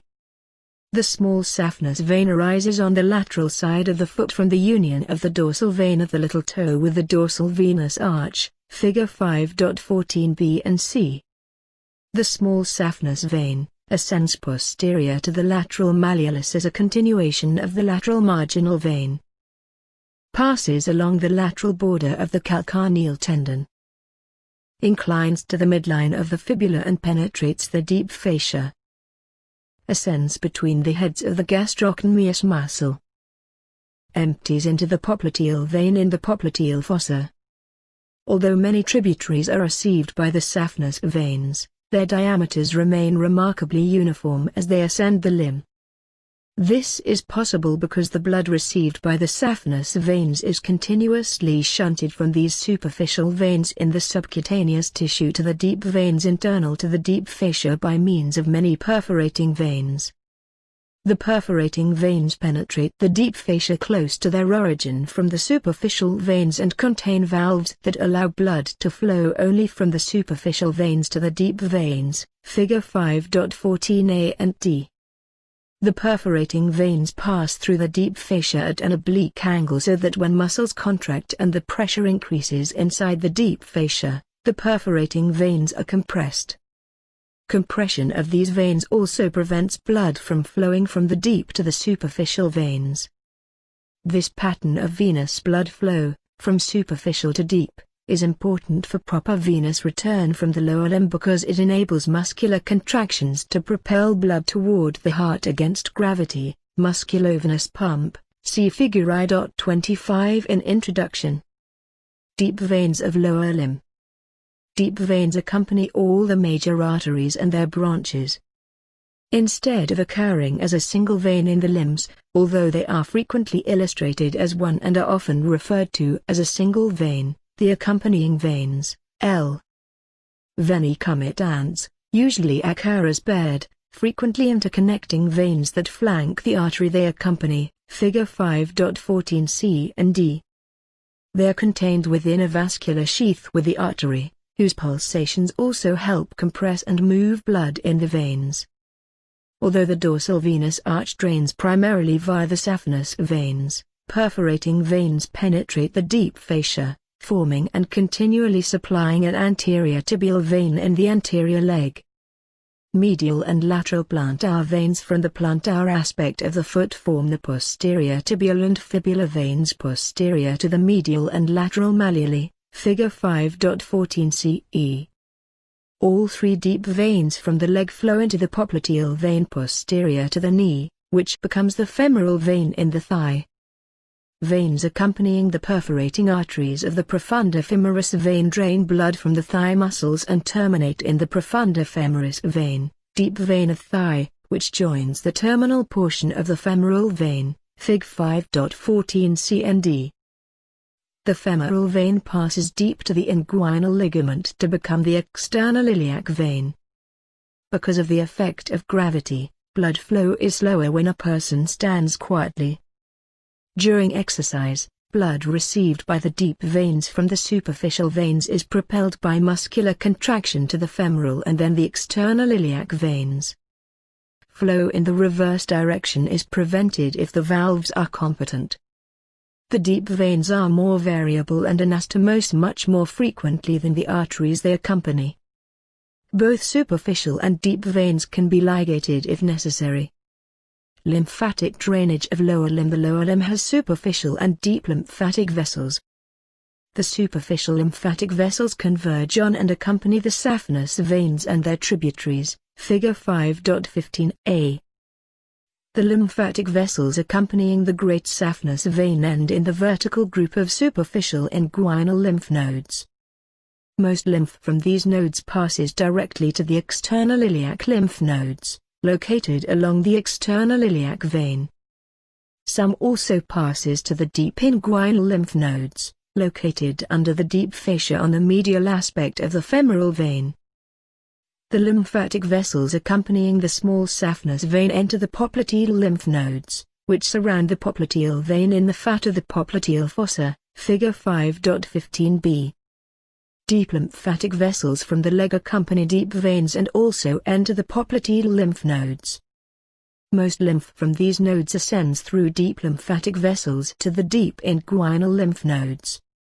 Lymph from the deep nodes passes to the external and common iliac lymph nodes and then enters the lumbar lymphatic trunks, figure 5.15c.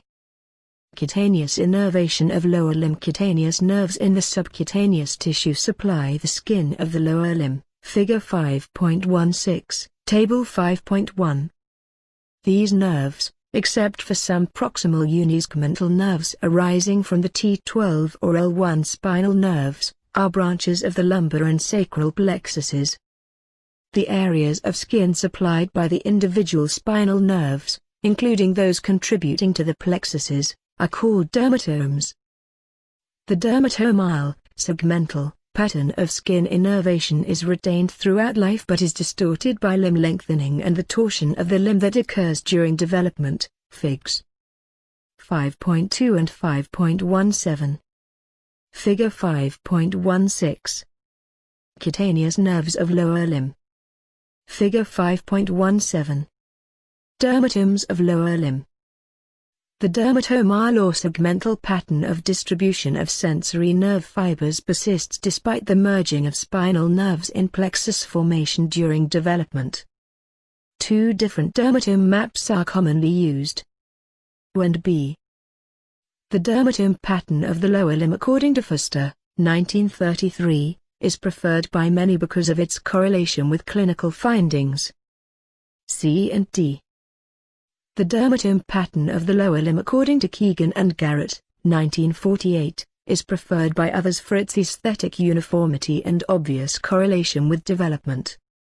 Although depicted as distinct zones, adjacent dermatomes overlap considerably, except along the axial line. Table 5.1. Cutaneous nerves of lower limb. Although simplified into distinct zones in dermatome maps, adjacent dermatomes overlap, except at the axial line, the line of junction of dermatomes supplied from discontinuous spinal levels. The cutaneous nerves of the lower limb are illustrated in Figure 5.16 and their origin, including contributing spinal nerves, course, and distribution are listed in Table 5.1. Motor innervation of lower limb. Somatic motor, general somatic efferent, fibers traveling in the same mixed peripheral nerves that conveys sensory fibers to the cutaneous nerves transmit impulses to the muscles of the lower limb. The unilateral embryological muscle mass receiving innervation from a single spinal cord segment or spinal nerve comprise a myotome. Lower limb muscles usually receive motor fibers from several spinal cord segments or nerves. Thus, most muscles are composed of more than one myotome, and most often multiple spinal cord segments are involved in producing the movement of the lower limb. Figure 5.18. Figure 5.18. Myotomes, segmental innervation of muscle groups and movements of lower limb. The level of spinal cord injury or nerve impingement may be determined by the strength and ability to perform particular movements. Fascia, veins, lymphatics, and cutaneous nerves of lower limb. Compartment syndromes and fasciotomy. The fascial compartments of the lower limbs are generally closed spaces, ending proximally and distally at the joints. Trauma to muscles and/or vessels in the compartments from burns, sustained intense use of muscles, or blunt trauma may produce hemorrhage, edema, and inflammation of the muscles. Because the septal and deep fascia of the leg forming the boundaries of the leg compartments are strong, the increased volume consequent to any of these processes increases intracompartmental pressure. The pressure may reach levels high enough to compress structures significantly in the compartments concerned. The small vessels of muscles and nerves, vasa nervorum, are particularly vulnerable to compression. Structures distal to the compressed area may become ischemic and permanently injured, for example, loss of motor function in muscles whose blood supply and/or innervation is affected. Increased pressure in a confined anatomical space adversely affects the circulation and threatens the function and viability of tissue within or distally, constituting compartment syndromes. Loss of distal leg pulses is an obvious sign of arterial compression, as is lowering of the temperature of tissues distal to the compression. A fasciotomy, incision of overlying fascia or a septum, may be performed to relieve the pressure in the compartments concerned. Varicose veins, thrombosis, and thrombophlebitis. Frequently, the great saphenous vein and its tributaries become varicose, dilated so that the cusps of their valves do not close. Varicose veins are common in the posteromedial parts of the lower limb and may cause discomfort. Figure B5.11a. In a healthy vein, the valves allow blood to flow toward the heart, B, while keeping blood from flowing away from the heart, C. Valves in varicose veins, D, are incompetent due to dilation or rotation and no longer function properly. As a result, blood flows inferiorly in the veins, producing varicose veins. Figure B5.11. Deep venous thrombosis, DVT, of one or more of the deep veins of the lower limb is characterized by swelling, warmth, and erythema, inflammation and infection. Venous stasis, stagnation, is an important cause of thrombus formation. Venous stasis can be caused by incompetent, loose fascia that fails to resist muscle expansion, diminishing the effectiveness of the musculovenous pump. Figure 26, p. 42, external pressure on the veins from bedding during a prolonged hospital stay or from a tight cast or bandage. Muscular inactivity, for example, during an overseas aircraft flight. DVT with inflammation around the involved veins, thrombophlebitis, may develop. A large thrombus that breaks free from a lower limb vein may travel to a lung, forming a pulmonary thromboembolism, obstruction of a pulmonary artery. A large embolism may obstruct a main pulmonary artery and may cause death. Saphenous vein grafts. The great saphenous vein is sometimes used for coronary arterial bypasses because 1. It is readily accessible, 2. A sufficient distance occurs between the tributaries and the perforating veins so that usable lengths can be harvested, and 3. Its wall contains a higher percentage of muscular and elastic fibers than do other superficial veins. Saphenous vein grafts are used to bypass obstructions in blood vessels, for example, in an intracoronary thrombus. When part of the great saphenous vein is removed for a bypass, the vein is inverted so that the valves do not obstruct blood flow in the venous graft. Because there are so many other leg veins, removal of the great saphenous vein rarely produces a significant problem in the lower limb or seriously affects circulation, provided the deep veins are intact. In fact, removal of this vein may facilitate the superficial to deep drainage pattern to take advantage of the musculovenous pump. Saphenous cutdown and saphenous nerve injury. Even when it is not visible in infants, in obese people, or in patients in shock whose veins are collapsed, the great saphenous vein can always be located by making a skin incision anterior to the medial malleolus, figure 5.14a. This procedure, called a saphenous cutdown, is used to insert a cannula for prolonged administration of blood, plasma expanders, electrolytes, or drugs. The saphenous nerve accompanies the great saphenous vein anterior to the medial malleolus. Should this nerve be cut during a saphenous cutdown or caught by a ligature during closure of a surgical wound, the patient may complain of pain or numbness along the medial border of the foot. Enlarged inguinal lymph nodes. Lymph nodes enlarge when diseased. Abrasions and minor sepsis, caused by pathogenic microorganisms or their toxins in the blood or other tissues, may produce moderate enlargement of the superficial inguinal lymph nodes, lymphadenopathy, in otherwise healthy people. Because these enlarged nodes are located in subcutaneous tissue, they are usually easy to palpate. When inguinal lymph nodes are enlarged, their entire field of drainage, the trunk inferior to the umbilicus, including the perineum, as well as the entire lower limb, should be examined to determine the cause of their enlargement.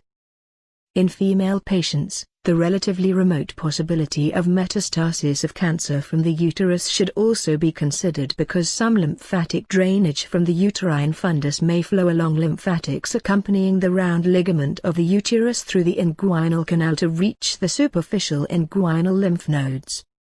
All palpable lymph nodes should also be examined. Regional nerve blocks of lower limbs. Interruption of the conduction of impulses in peripheral nerves, nerve block, may be achieved by making perineural injections of anesthetics close to the nerves whose conductivity is to be blocked. The femoral nerve, L2-L4, can be blocked 2 cm inferior to the inguinal ligament, approximately a finger's breadth lateral to the femoral artery. Paresthesia, tingling, burning, tickling, radiates to the knee and over the medial side of the leg if the saphenous nerve, terminal branch of femoral, is affected.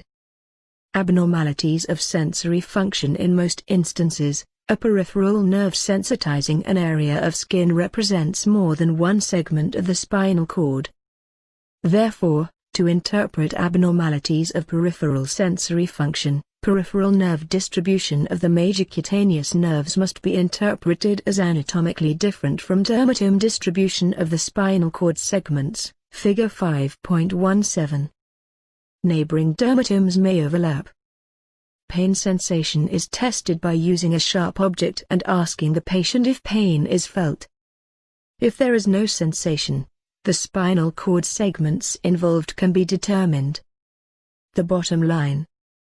Fascia, efferent vessels, and cutaneous nerves of lower limb. Fascia. The lower limb is invested by subcutaneous tissue and deep fascia.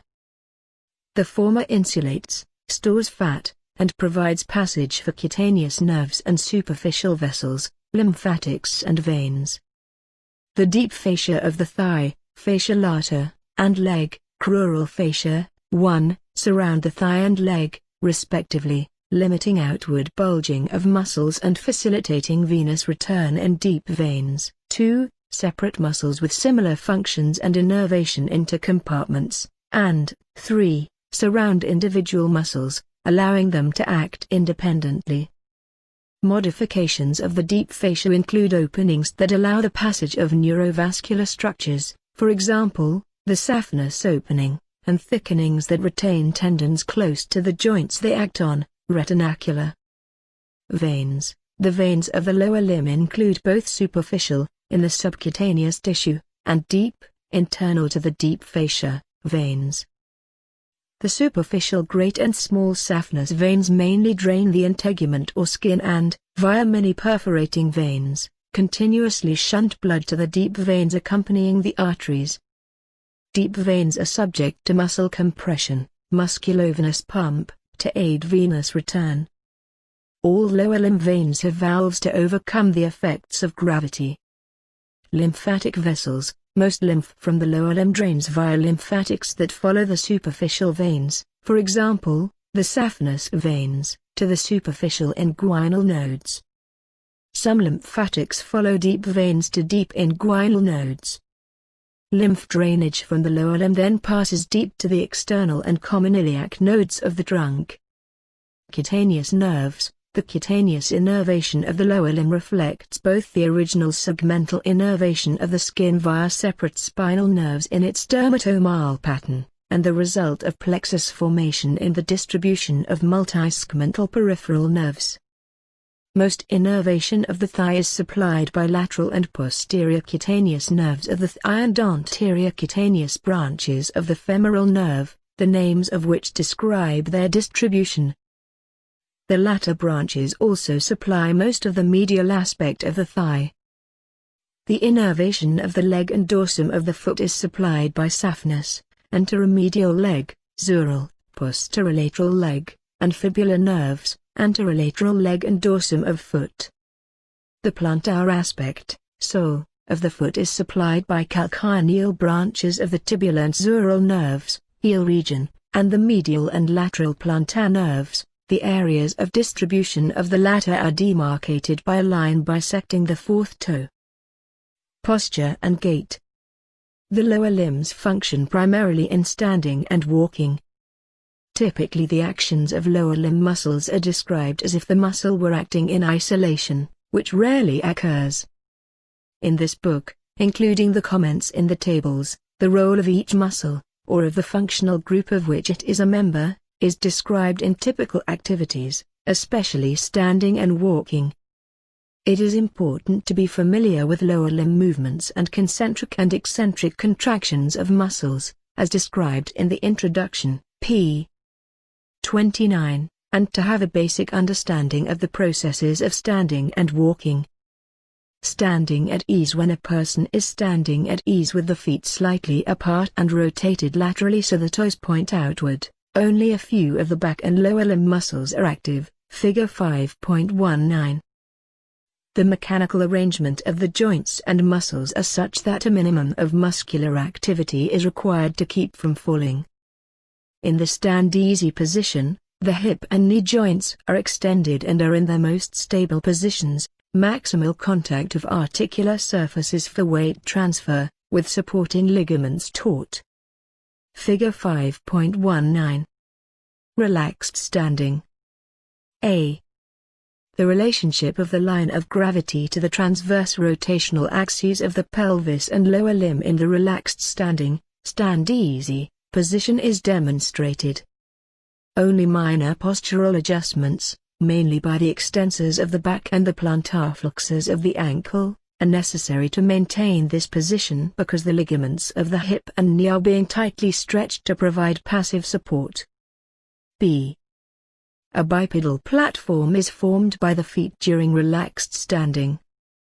The weight of the body is symmetrically distributed around the center of gravity, which falls in the posterior third of a median plane between the slightly parted and laterally rotated feet, anterior to the rotational axes of the ankle joints. The ankle joint is less stable than the hip and knee joints, and the line of gravity falls between the two limbs, just anterior to the axis of rotation of the ankle joints. Consequently, a tendency to fall forward, forward sway, must be countered periodically by bilateral contraction of the calf muscles, plantar flexion. The spread or splay of the feet increases lateral stability. However, when lateral sway occurs, it is countered by the hip abductors, acting through the iliotibial tract. The fibular collateral ligament of the knee joint and the evertor muscles of one side act with the thigh adductors, tibial collateral ligament, and inverter muscles of the contralateral side. Walking, the gait cycle locomotion is a complex function. The movements of the lower limbs during walking on a level surface may be divided into alternating swing and stance phases, illustrated in Figure 5.20 and described in Table 5.2. The gait cycle consists of one cycle of swing and stance by one limb. The stance phase begins with a heel strike, Figure 5.20a, when the heel strikes the ground and begins to assume the body's full weight, loading response, and ends with a push-off by the forefoot, Fig 5.20ga, result of plantar flexion. Figure 5.20. Gait cycle. The activity of one limb between two repeated events of walking. 8 phases are typically described, 2 of which have been combined in F, for simplification. Table 5.2. Muscle action during gait cycle. The swing phase begins after push-off when the toes leave the ground and ends when the heel strikes the ground. The swing phase occupies approximately 40% of the walking cycle and the stance phase, 60%. The stance phase of walking is longer than the swing phase because it begins and ends with relatively short periods, each 10% of the cycle, of double support. Both feet are contacting the ground, as the weight is transferred from one side to the other, with a more extended period of single support, only one foot on the ground bearing all body weight, in between as the contralateral limb swings forward. In running, there is no period of double support, consequently, the time and percentage of the gait cycle represented by the stance phase are reduced. Walking is a remarkably efficient activity, taking advantage of gravity and momentum so that a minimum of physical exertion is required. Most energy is used, 1, in the eccentric contraction of the dorsiflexors during the beginning, loading response, phase of stance, Figure 5.20b, as the heel is lowered to the ground following heel strike, and 2, especially at the end of stance, terminal stance, Figure 5.20d, as the plantar flexors concentrically contract, pushing the forefoot, metatarsals and phalanges, down to produce push-off, thus providing most of the propulsive force. During the last part of the stance phase, push-off or toe-off, Figure 5.20e, the toes flex to grip the ground and augment the push-off initiated from the ball of the foot, sole underlying the heads of the medial 2 metatarsals. The long flexors and intrinsic muscles of the foot stabilize the forefoot and toes so that the effect of plantar flexion at the ankle and flexion of the toes is maximized. The swing phase also involves flexion of the hip so that the free limb accelerates faster than the forward movement of the body. During initial swing, Figure 5.20f, the knee flexes almost simultaneously, owing to momentum, without expenditure of energy, followed by dorsiflexion, lifting the forefoot up, at the ankle joint. The latter two movements have the effect of shortening the free limb so that it will clear the ground as it swings forward. By mid-swing, knee extension is added to the flexion and momentum of the thigh to realize anterior swing fully. The extensors of the hip and flexors of the knee contract eccentrically at the end of swing phase, terminal swing, Figure 5.20g, to decelerate the forward movement, while extensors of the knee, quadriceps, contract as necessary to extend the leg for the desired length of stride and to position the foot, present the heel, for heel strike. Contraction of the knee extensors is maintained through the heel strike into the loading phase to absorb shock and keep the knee from buckling until it reaches full extension. Because the unsupported side of the hip tends to drop during the swing phase, which would negate the effect of limb shortening, abductor muscles on the supported side contract strongly during the single support part of the stance phase, Figure 5.20f and g, pulling on the fixed femur to resist the tilting and keep the pelvis level. The same muscles also rotate, advance, the contralateral side of the pelvis forward, concurrent with the swing of its free limb. Of course, all these actions alternate from side to side with each step. The extensors of the hip normally make only minor contributions to level walking. Primarily, the hip is passively extended by momentum during stance, except when accelerating or walking fast, and becomes increasingly active with increase in slope, steepness, during walking uphill or upstairs. Concentric hip flexion and knee extension are used during the swing phase of level walking and so are not weight-bearing actions. However, they are affected by body weight when their eccentric contraction is necessary for deceleration or walking downhill or downstairs. Stabilization and resilience are important during locomotion.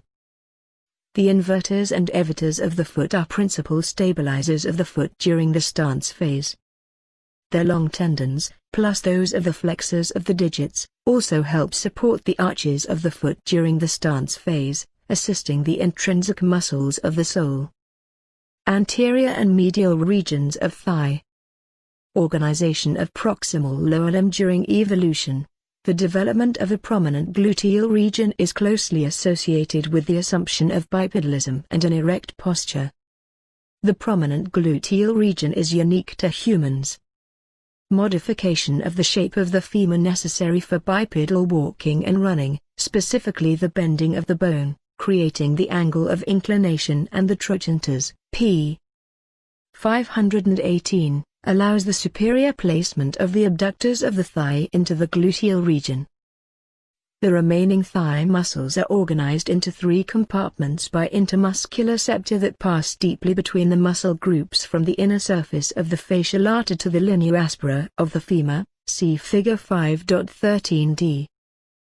The compartments are anterior or extensor, medial or adductor, and posterior or flexor, so named on the basis of their location or action at the knee joint. Generally, the anterior group is innervated by the femoral nerve, the medial group by the obturator nerve, and the posterior group by the tibial portion of the sciatic nerve. Although the compartments vary in absolute and relative size depending on the level, the anterior compartment is the largest overall and includes the femur.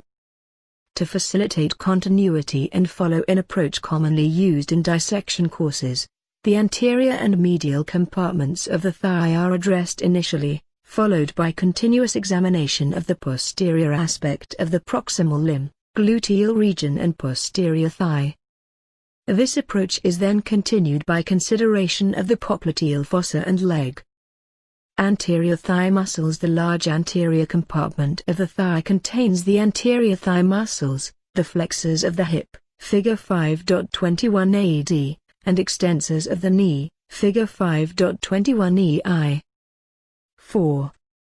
attachments, nerve supply, and main actions of these muscles. See tables 5.3.I and 5.32.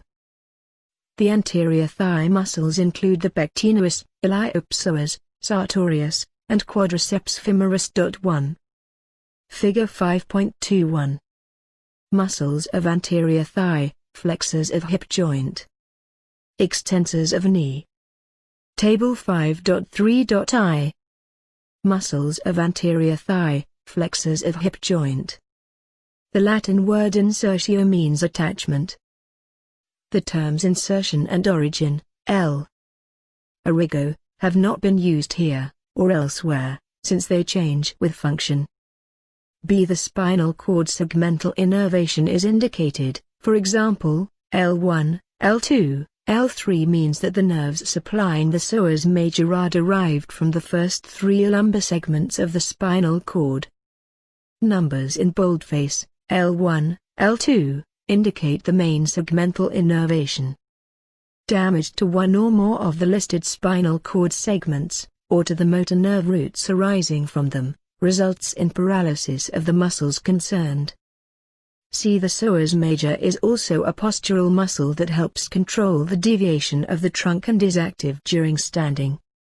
D. The four actions of the sartorius, L.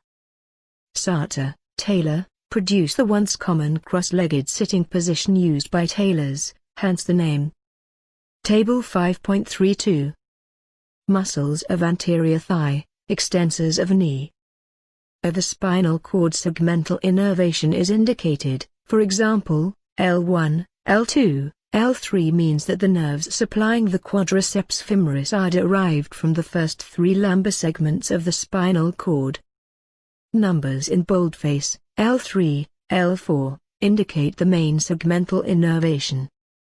Damage to one or more of the listed spinal cord segments or to the motor nerve roots arising from them results in paralysis of the muscles concerned. The major muscles of the anterior compartment tend to atrophy, diminish, rapidly with disease, and physical therapy is often necessary to restore strength, tone, and symmetry with the opposite limb after immobilization of the thigh or leg. Pectineus. The pectineus is a flat quadrangular muscle located in the anterior part of the superomedial aspect of the thigh, figure 5.21a and b, table 5.3.I. It often appears to be composed of two layers, superficial and deep, and these are generally innervated by two different nerves. Because of the dual nerve supply and the muscle's actions, the pectineus adducts and flexes the thigh and assists in medial rotation of the thigh. It is actually a transitional muscle between the anterior and medial compartments. Iliopsoas. The iliopsoas, the chief flexor of the thigh, is the most powerful of the hip flexors with the longest range. Although it is one of the body's most powerful muscles, it is relatively hidden, with most of its mass located in the posterior wall of the abdomen and greater pelvis. Its broad lateral part, the iliacus, and its long medial part, the psoas major, arise from the iliac fossa and lumbar vertebrae, respectively, figure 5.21c, table 5.3.I. Thus, it is the only muscle attached to the vertebral column, pelvis, and femur. It is in a unique position not only to produce movement but to stabilize, fixate. However, it can also perpetuate and even contribute to deformity and disability when it is malformed, especially if it is shortened, dysfunctional, or diseased. Concentric contraction of the iliopsoas typically moves the free limb, producing flexion at the hip to lift the limb and initiate its forward swing during walking, that is, during the pre-swing and initial swing phases, as the opposite limb accepts weight, figure 5.20e and F, or to elevate the limb during climbing. However, it is also capable of moving the trunk. Bilateral contraction of the iliopsoas muscles initiates flexion of the trunk at the hip on the fixed thigh, as when, incorrectly, doing sit-ups, and decreases the lumbalordosis, curvature, of the vertebral column. It is active during walking downhill, its eccentric contraction resisting acceleration. The iliopsoas is also a postural muscle, active during standing and maintaining normal lumbar lordosis, and indirectly the compensatory thoracic kyphosis, see Chapter 4, and resisting hyperextension of the hip joint, see Figure 5.19. Sartorius. The sartorius, the talus muscle, L. satis, patched or repaired, is long and ribbon-like. It passes lateral to medial across the supero-anterior part of the thigh, Figure 5.21d, Table 5.3.I. The sartorius lies superficially in the anterior compartment, within its own relatively distinct fascial sheath. It descends inferiorly as far as the medial side of the knee. The sartorius, the longest muscle in the body, acts across two joints. It flexes the hip joint and participates in flexion of the knee joint. It also weakly abducts the thigh and laterally rotates it. The actions of both sartorius muscles bring the lower limbs into the cross-legged sitting position. None of the actions of the sartorius is strong, therefore, it is mainly a synergist, acting with other thigh muscles that produce these movements. Quadriceps femoris. The quadriceps femoris, L, four-headed femoral muscle, forms the main bulk of the anterior thigh muscles, and collectively constitutes the largest and one of the most powerful muscles in the body. It covers almost all the anterior aspect and sides of the femur, Figure 5.21e. The quadriceps femoris, usually shortened to quadriceps, consists of four parts: 1. Rectus femoris, 2. Vastus lateralis, 3. Vastus intermedius, and 4. Vastus medialis. Collectively, the quadriceps is a two-joint muscle capable of producing action at both the hip and knee. The quadriceps is the great extensor of the leg. Concentric contraction of the quadriceps to extend the knee against gravity is important during rising from sitting or squatting, climbing and walking upstairs, and for acceleration and projection, running and jumping, when it is lifting or moving the body's weight.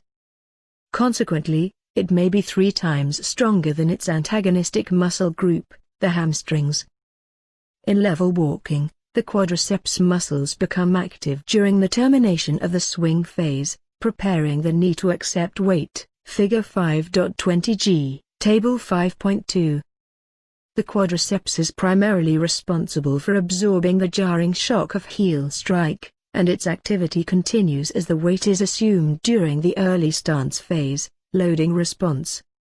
It also functions as a fixator during bent knee sports, such as skiing and tennis, and contracts eccentrically during downhill walking and descending stairs.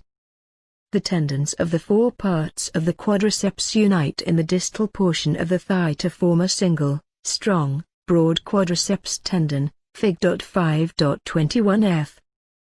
The patellar ligament, L. Ligamentum patelli, attached to the tibial tuberosity, is the continuation of the quadriceps tendon in which the patella is embedded. The patella is thus the largest sesamoid bone in the body. The medial and lateral vasti muscles also attach independently to the patella and form aponeuroses, the medial and lateral patella retinacula, which reinforce the joint capsule of the knee joint on each side of the patella en route to attachment to the anterior border of the tibial plateau. The retinacula also play a role in keeping the patella aligned over the patellar surface of the femur.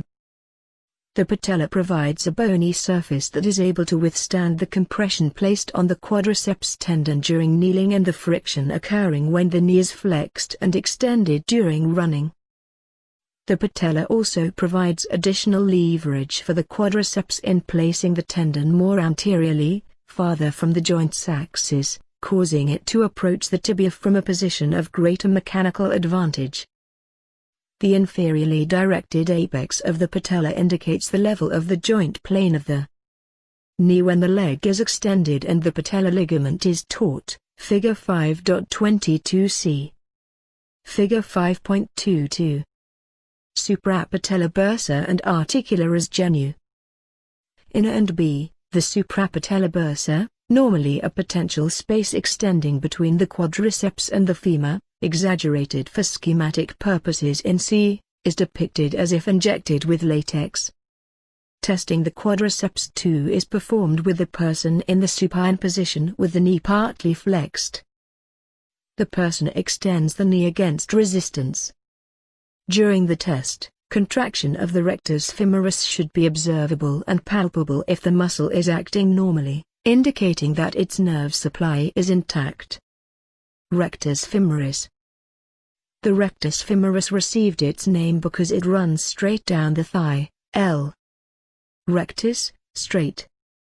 Because of its attachments to the hip bone and tibia via the patellar ligament, figure 5.21e, and F, it crosses two joints, hence it is capable of flexing the thigh at the hip joint and extending the leg at the knee joint.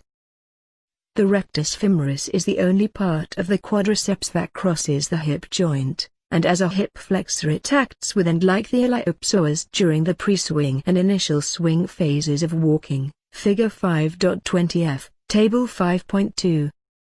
The ability of the rectus femoris to extend the knee is compromised during hip flexion, but it does contribute to the extension force during the toe-off phase of walking, when the thigh is extended. It is particularly efficient in movements combining knee extension and hip flexion from a position of hip hyperextension and knee flexion, as in the preparatory position for kicking a soccer ball. The rectus femoris is susceptible to injury and avulsion from the anterior-inferior iliac spine during kicking, hence the name kicking muscle. A loss of function of the rectus femoris may reduce thigh flexion strength by as much as 17%. Vastus muscles. The names of the three large vastus muscles, PL, vasti, indicate their position around the femoral shaft, figure 5.21ei, table 5.32, vastus lateralis, the largest component of the quadriceps, lies on the lateral side of the thigh. Vastus medialis covers the medial side of the thigh.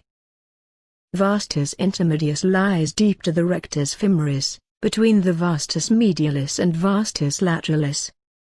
It is difficult to isolate the function of the three vastus muscles. The small, flat articularis genu, articular muscle of the knee, a derivative of the vastus intermedius, usually consists of a variable number of muscular slips that attach superiorly to the inferior part of the anterior aspect of the femur, and inferiorly to the synovial membrane of the knee joint and the wall of the suprapatellar bursa, figs. 5.21e and 5.22.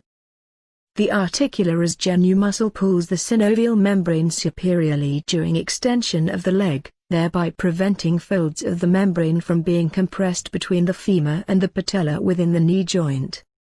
Medial thigh muscles. The muscles of the medial compartment of the thigh comprise the adductor group, consisting of the adductor longus, adductor brevis, adductor magnus, gracilis, and obturator externus, figure 5.23.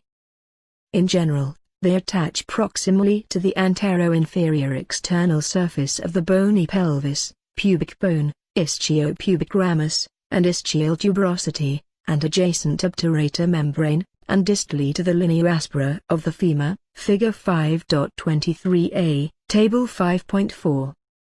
Figure 5.23. Muscles of medial thigh, adductors of thigh. Table 5.4. Muscles of medial thigh, adductors of thigh. Collectively, the 5 muscles listed are the adductors of the thigh, but their actions are more complex. For example, they act as flexors of the hip joint during flexion of the knee joint and are active during walking. B. The spinal cord segmental innervation is indicated, for example, L2, L3, L4 means that the nerves supplying the adductor longus are derived from the 2nd to 4th lumbar segments of the spinal cord. Numbers in boldface, L3, indicate the main segmental innervation. Damage to one or more of the listed spinal cord segments or to the motor nerve roots arising from them results in paralysis of the muscles concerned. All adductor muscles, except the hamstring part of the adductor magnus and part of the pectineus are supplied by the obturator nerve, L2-L4. The hamstring part of the adductor magnus is supplied by the tibial part of the sciatic nerve, L4. The details of their attachments, nerve supply, and actions of the muscles are provided in Table 5.4. Adductor longus. The adductor longus is a large, fan-shaped muscle and is the most anteriorly placed of the adductor group. The triangular long adductor arises by a strong tendon from the anterior aspect of the body of the pubis, just inferior to the pubic tubercle, apex of triangle, and expands to attach to the linea aspera of the femur, base of triangle, Figure 5.23a and b. In so doing it covers the anterior aspects of the adductor brevis and the middle of the adductor magnus. Adductor brevis. The adductor brevis, the short adductor, lies deep to the pectineus and adductor longus, where it arises from the body and inferior ramus of the pubis. It widens as it passes distally to attach to the superior part of the linea aspera, Figure 5.23a, c, and d. As the obturator nerve emerges from the obturator canal to enter the medial compartment of the thigh, it splits into an anterior and a posterior division. The two divisions pass anterior and posterior to the adductor brevis. This unique relationship is useful in identifying the muscle during dissection and in anatomical cross-sections. Adductor magnus. The adductor magnus is the largest, most powerful, and most posterior muscle in the adductor group. This adductor is a composite, triangular muscle with a thick, medial margin that has an adductor part and a hamstring part. The two parts differ in their attachments, nerve supply, and main actions, Table 5.4.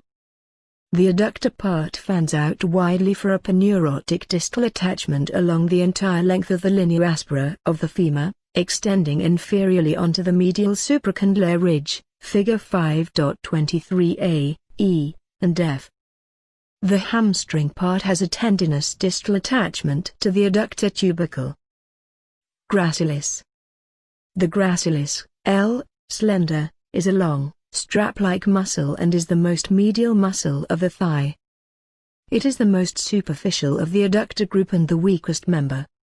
It is the only one of the group to cross the knee joint as well as the hip joint. The gracilis joins with two other two-joint muscles from the other two compartments, the sartorius and semitendinosus muscles, Figure 5.24.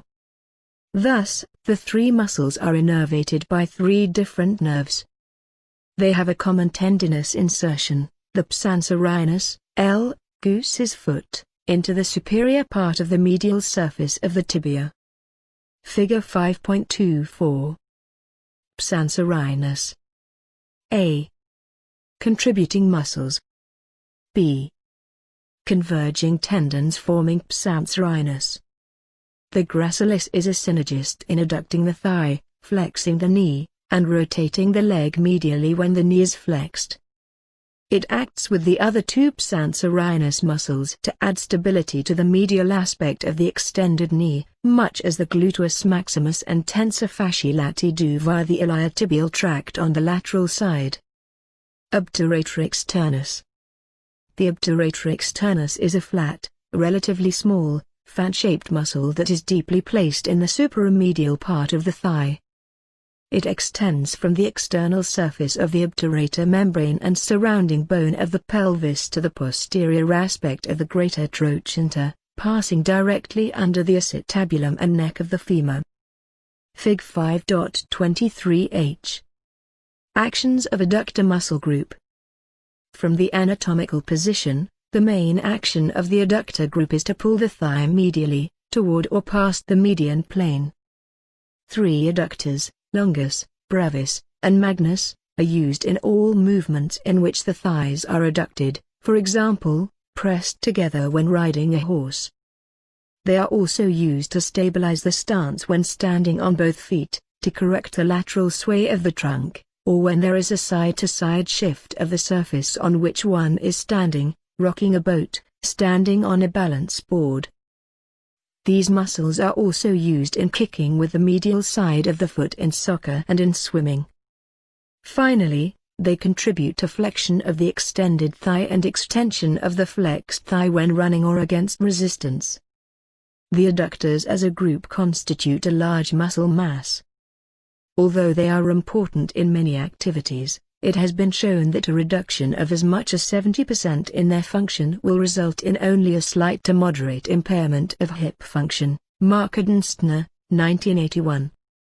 Testing of the medial thigh muscles is performed while the person is lying supine with the knee straight. The individual adducts the thigh against resistance, and if the adductors are normal, the proximal ends of the gracilis and adductor longus can easily be palpated. Adductor hiatus. The adductor hiatus is an opening or aperture between the aponeurotic distal attachment of the adductor part of the adductor magnus and the tendinous distal attachment of the hamstring part, Figure 5.23e. The adductor hiatus transmits the femoral artery and vein from the adductor canal in the thigh to the popliteal fossa posterior to the knee. The opening is located just lateral and superior to the adductor tubercle of the femur. Neurovascular structures and relationships in anteromedial thigh femoral triangle. The femoral triangle, a subfascial formation, is a triangular landmark useful in dissection and in understanding relationships in the groin, Figure 5.25a and b. In living people, it appears as a triangular depression inferior to the inguinal ligament when the thigh is flexed, abducted, and laterally rotated, Figure 5.25a. The femoral triangle is bounded, Fig 5.25b, superiorly by the inguinal ligament, thickened inferior margin of external oblique aponeurosis, that forms the base of the femoral triangle. Medially by the lateral border of the adductor longus. Laterally by the sartorius, the apex of the femoral triangle is where the medial border of the sartorius crosses the lateral border of the adductor longus. Figure 5.25. Surface anatomy of femoral triangle. A. Surface anatomy. B. Underlying structures.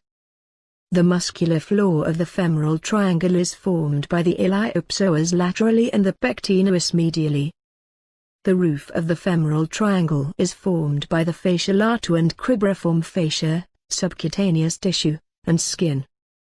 The inguinal ligament actually serves as a flexor retinaculum, retaining structures that pass anterior to the hip joint against the joint during flexion of the thigh. Deep to the inguinal ligament, the retroinguinal space, created as the inguinal ligament spans the gap between the two bony prominences to which it is attached, the ascis and pubic tubercle, is an important passageway connecting the trunk, abdominopelvic cavity to the lower limb, Fig 5.26a and b. The retroinguinal space is divided into two compartments, L. Lacunae, by a thickening of the iliopsoas fascia, the ilioepectineal arch, which passes between the deep surface of the inguinal ligament and the iliopubic eminence, see Figure 5.6b.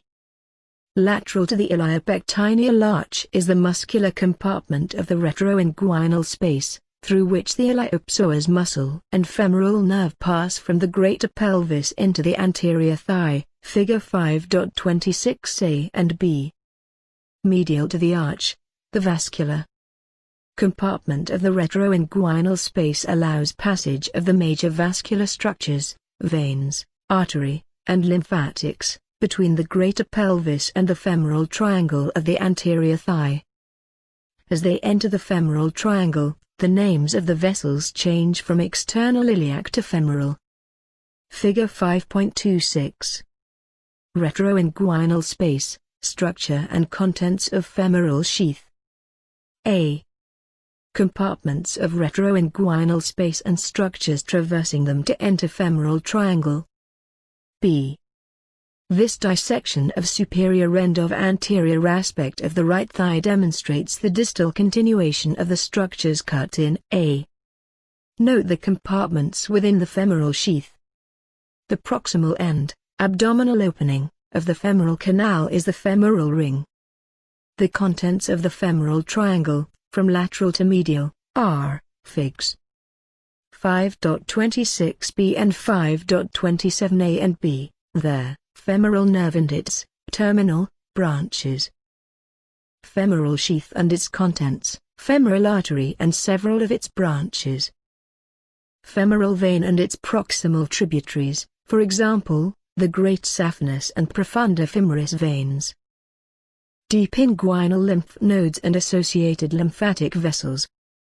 Figure 5.27. Structures of femoral triangle. A. The boundaries and contents of femoral triangle. The triangle is bound by the inguinal ligament superiorly, the adductor longus medially, and the sartorius laterally. The femoral nerve and vessels enter the base of the triangle superiorly and exit from its apex inferiorly. B. In this deeper dissection, sections have been removed from the sartorius and femoral vessels and nerve. Observe the muscles forming the floor of the femoral triangle, the iliopsoas laterally and the pectineus medially.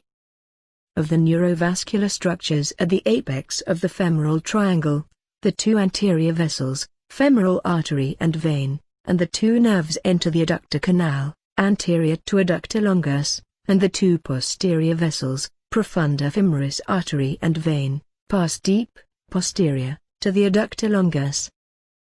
The femoral triangle is bisected by the femoral artery and vein, which pass to and from the adductor canal inferiorly at the triangle's apex, figure 5.27a.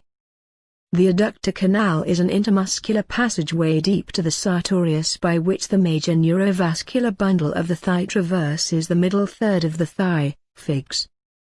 5.27b and 5.30. Figure 5.30. Adductor canal in medial part of middle third of thigh. A. Orientation drawing showing the adductor canal and the level of the section shown in BB. This transverse section of the thigh shows the muscles bounding the adductor canal and its neurovascular contents. Femoral nerve. The femoral nerve, L2-L4, is the largest branch of the lumbar plexus. The nerve originates in the abdomen within the psoas major and descends posterolaterally through the pelvis to approximately the midpoint of the inguinal ligament, Figs. 5.26b and 5.27a. It then passes deep to this ligament and enters the femoral triangle, lateral to the femoral vessels. After entering the femoral triangle, the femoral nerve divides into several branches to the anterior thigh muscles.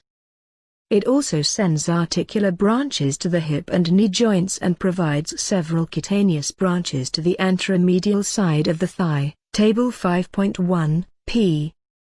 537. The terminal cutaneous branch of the femoral nerve, the saphenous nerve, descends through the femoral triangle, lateral to the femoral sheath containing the femoral vessels, Figs.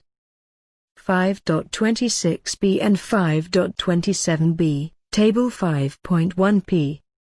538. The saphenous nerve accompanies the femoral artery and vein through the adductor canal and becomes superficial by passing between the sartorius and gracilis when the femoral vessels traverse the adductor hiatus at the distal end of the canal. It runs antero-inferiorly to supply the skin and fascia on the anteromedial aspects of the knee, leg, and foot. Femoral sheath. The femoral sheath is a funnel-shaped fascial tube of varying length, usually 3 to 4 centimeters, that passes deep to the inguinal ligament, lining the vascular compartment of the retroinguinal space, figure 5.28. It terminates inferiorly by blending with the adventitia of the femoral vessels. The sheath encloses proximal parts of the femoral vessels and creates the femoral canal medial to them, Figs. 5.26b and 5.28b. Figure 5.28. Dissection of femoral sheath in femoral triangle. A.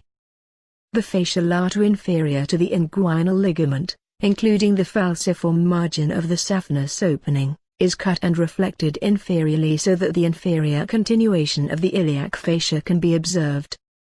The femoral nerve, seen through a window in the iliac fascia, is external and lateral to the femoral sheath, whereas the femoral artery and vein occupy the sheath, as shown where the sheath is incised, b. The femoral sheath is formed by an inferior prolongation of transversalis and iliopsoas fascia from the abdomen. The femoral sheath does not enclose the femoral nerve because it passes through the muscular compartment. When a long femoral sheath occurs, extends further distally, its medial wall is pierced by the great saphenous vein and lymphatic vessels, figure 5.28. The femoral sheath allows the femoral artery and vein to glide deep to the inguinal ligament during movements of the hip joint. The femoral sheath lining the vascular compartment is subdivided internally into three smaller compartments by vertical septa of extraperitoneal connective tissue that extend from the abdomen along the femoral vessels, figs 5.26b and 5.28b. The compartments of the femoral sheath are there: lateral compartment for the femoral artery, intermediate compartment for the femoral vein, medial compartment, which is the femoral canal. The femoral canal is the smallest of the three compartments of the femoral sheath. It is conical and short, approximately 1.25 centimeters, and lies between the medial edge of the femoral sheath and the femoral vein. The femoral canal extends distally to the level of the proximal edge of the saphenous opening. Allows the femoral vein to expand when venous return from the lower limb is increased, or when increased intra-abdominal pressure causes a temporary stasis, blockage, in the vein, as during a Valsalva maneuver, that is, taking a breath and holding it, often while bearing down. Contains loose connective tissue, fat, a few lymphatic vessels, and sometimes a deep inguinal lymph node, lacunar lymph node. The base of the femoral canal is the oval femoral ring formed by the small, approximately 1 cm wide, proximal opening at its abdominal end. This opening is closed by extraperitoneal fatty tissue that forms the transversely oriented femoral septum, figure 5.28a. The abdominal surface of the septum is covered by parietal peritoneum. The femoral septum is pierced by lymphatic vessels connecting the inguinal and external iliac lymph nodes.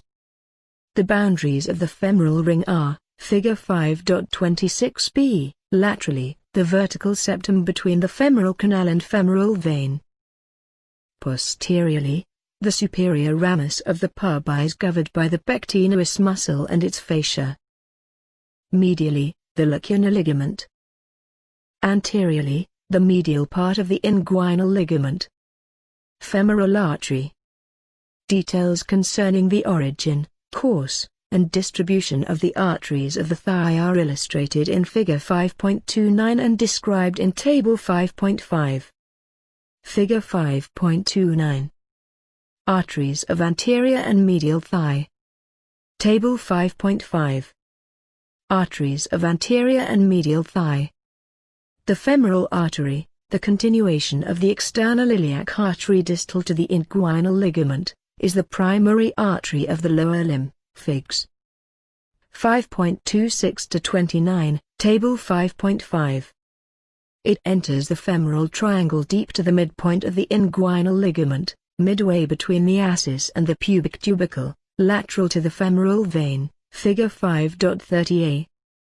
The pulsations of the femoral artery are palpable within the triangle because of its relatively superficial position deep, posterior, to the fascia lata.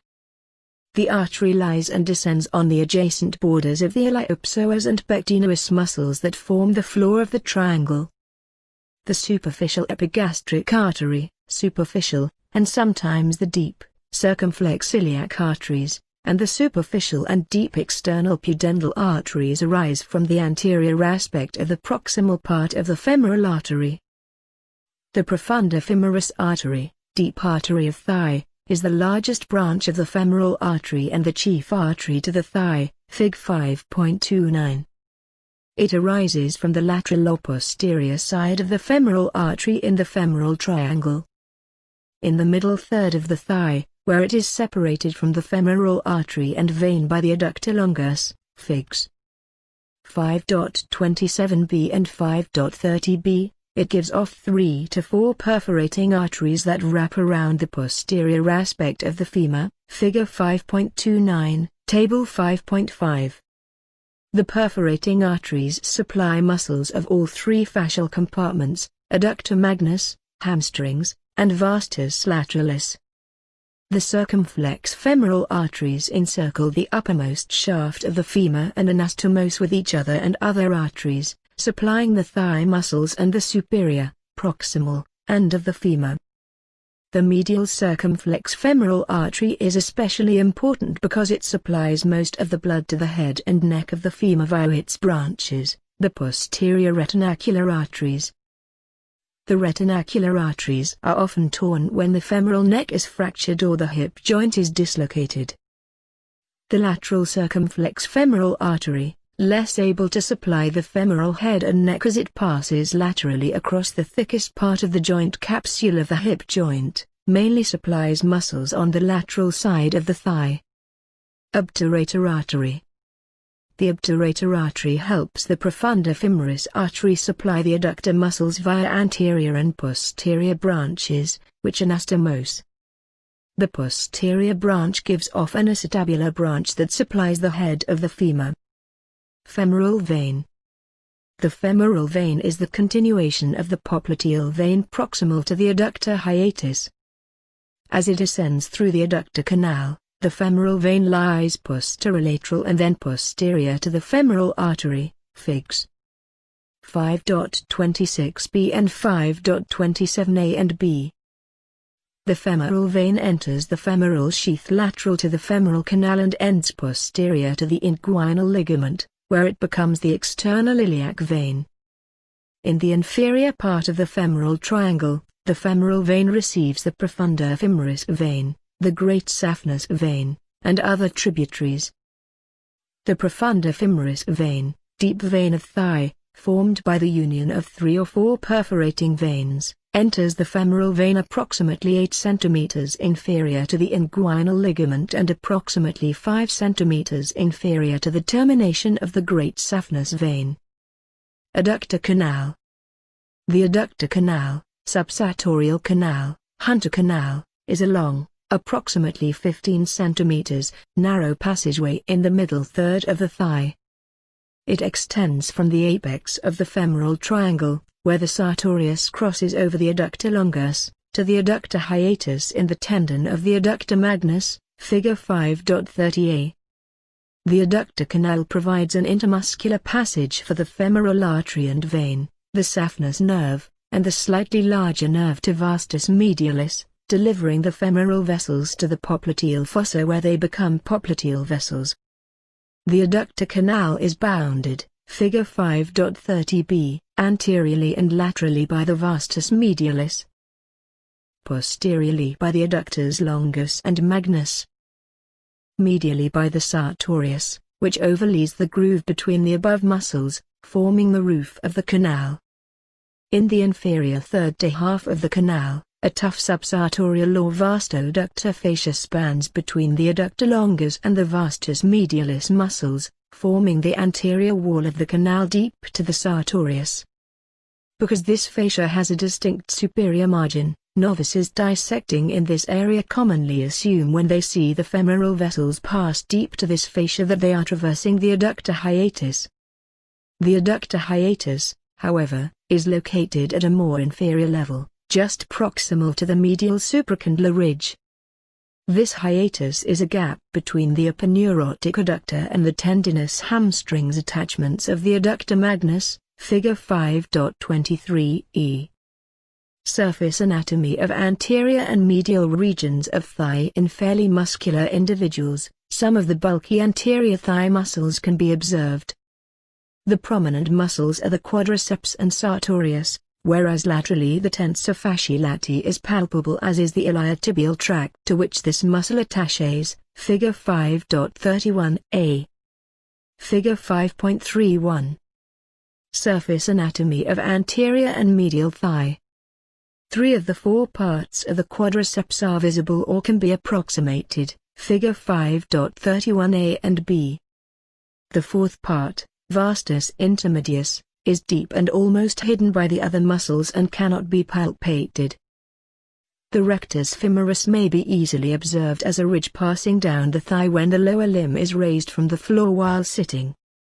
Observe the large bulges formed by the vastus lateralis and medialis at the knee, figure 5.31b. The patellar ligament is easily observed, especially in thin people, as a thick band running from the patella to the tibial tuberosity.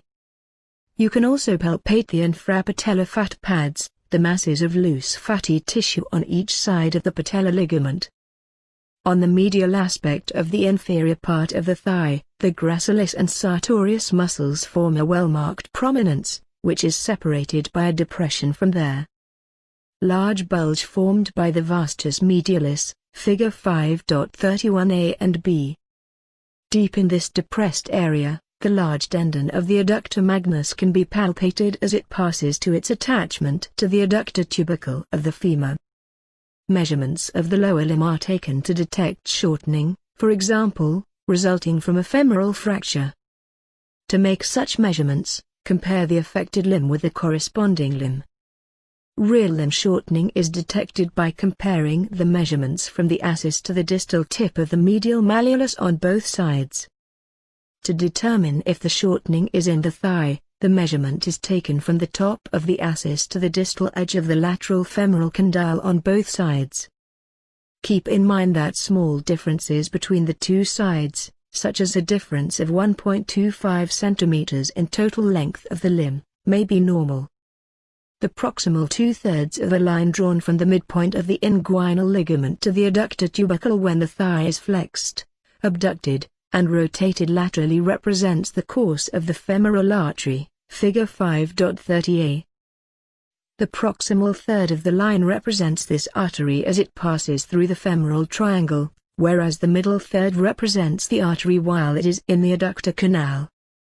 Approximately 3.75 cm along this line distal to the inguinal ligament, the profunda femoris artery arises from the femoral artery. The femoral vein is, figs. 5.26b and 5.27a, medial to the femoral artery at the base of the femoral triangle, indicated by inguinal ligament. Posterior to the femoral artery at the apex of the femoral triangle. Posterolateral to the artery in the adductor canal.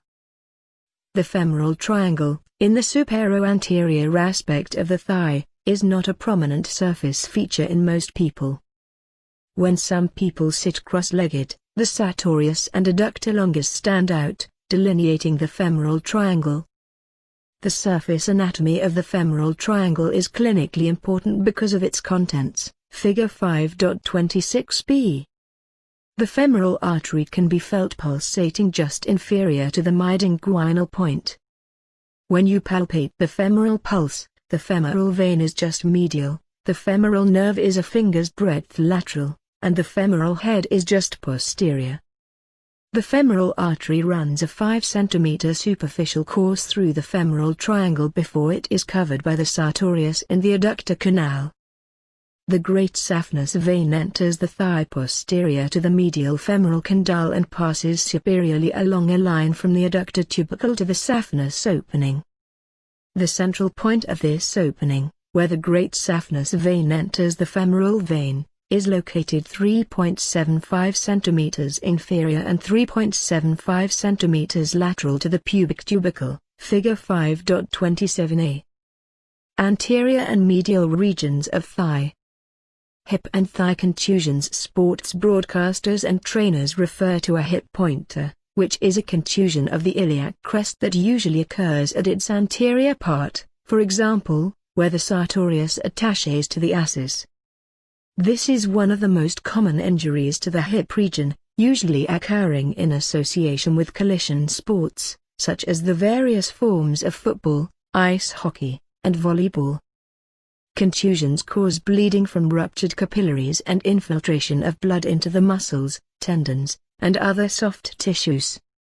The term hip pointer may also refer to avulsion of bony muscle attachments, for example, of the sartorius or rectus femoris to the anterior superior and inferior iliac spines, respectively, of the hamstrings from the ischium.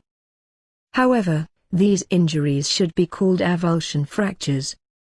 Another term commonly used is Charlie horse, which may refer either to the cramping of an individual thigh muscle because of ischemia or to contusion and rupture of blood vessels sufficient enough to form a hematoma. The injury is usually the consequence of tearing of fibers of the rectus femoris. Sometimes the quadriceps tendon is also partially torn. The most common site of a thigh hematoma is in the quadriceps. A Charlie horse is associated with localized pain and or muscle stiffness and commonly follows direct trauma, for example, a stick slash in hockey or a tackle in football. Psoas abscess. The psoas major muscle arises in the abdomen from the intervertebral discs, the sides of the T12L5 vertebrae, and their transverse processes, see figure B2.35. The medial arcuate ligament of the diaphragm arches obliquely over the proximal part of the psoas major. The transversalis fascia on the internal abdominal wall is continuous with the psoas fascia, where it forms a fascial covering for the psoas major that accompanies the muscle into the anterior region of the thigh. There is a resurgence of tuberculosis (TB) in Africa, Asia, and elsewhere.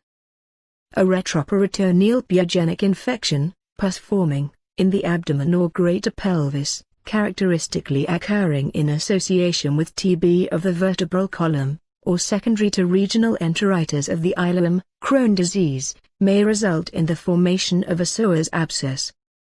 When the abscess passes between the psoas and its fascia to the inguinal and proximal thigh regions, severe pain may be referred to the hip, thigh, or knee joint.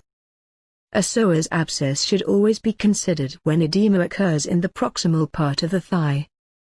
Such an abscess may be palpated or observed in the inguinal region, just inferior or superior to the inguinal ligament, and may be mistaken for an indirect inguinal hernia or a femoral hernia, an enlargement of the inguinal lymph nodes, or a saphenous vrix. The lateral border of the psoas is commonly visible in radiographs of the abdomen. An obscured psoas shadow may be an indication of abdominal pathology. Paralysis of quadriceps. A person with paralyzed quadriceps muscles cannot extend the leg against resistance and usually presses on the distal end of the thigh during walking to prevent inadvertent flexion of the knee joint. Weakness of the vastus medialis or vastus lateralis, resulting from arthritis or trauma to the knee joint, can result in abnormal patellar movement and loss of joint stability. Chondromalacia patelli. Chondromalacia patelli, runner's knee, is a common knee injury for marathon runners. Such overstressing of the knee region can also occur in running sports such as basketball. The soreness and aching around or deep to the patella results from quadriceps imbalance. Chondromalacia patelli may also result from a blow to the patella or extreme flexion of the knee, for example, during squatting when powerlifting. Patella fractures. A direct blow to the patella may fracture it into two or more fragments, Fig. B5.12. Transverse patella fractures may result from a blow to the knee or sudden contraction of the quadriceps, for example, when one slips and attempts to prevent a backward fall. The proximal fragment is pulled superiorly with the quadriceps tendon, and the distal fragment remains with the patellar ligament. Figure B5.12. Abnormal ossification of patella. The patella is cartilaginous at birth. It ossifies during the 3-6th years, frequently from more than one ossification center. Although these centers usually coalesce and form a single bone, they may remain separate on one or both sides, giving rise to a bipartite or tripartite patella, figure B5.13. An unwary observer might interpret this condition on a radiograph or CT as a patella fracture. Ossification abnormalities are nearly always bilateral, therefore, Diagnostic images should be examined from both sides. If the defects are bilateral, the defects are likely ossification abnormalities. Figure B5.13. Patellar tendon reflex. Tapping the patellar ligament with a reflex hammer, figure B5.14, normally elicits the patellar tendon reflex, knee jerk. This myotatic, deep tendon reflex is routinely tested during a physical examination by having the person sit with the legs dangling. A firm strike on the ligament with a reflex hammer usually causes the leg to extend. If the reflex is normal, a hand on the person's quadriceps should feel the muscle contract. This tendon reflex tests the integrity of the femoral nerve and the L2-L4 spinal cord segments. Figure B5.14. Tapping the ligament activates muscle spindles in the quadriceps. Afferent impulses from the spindles travel in the femoral nerve to the L2-L4 segments of the spinal cord. From here, efferent impulses are transmitted via motor fibers in the femoral nerve to the quadriceps, resulting in a jerk-like contraction of the muscle and extension of the leg at the knee joint. Diminution or absence of the patellar tendon reflex may result from any lesion that interrupts the innervation of the quadriceps, for example, peripheral nerve disease. Transplantation of gracilis.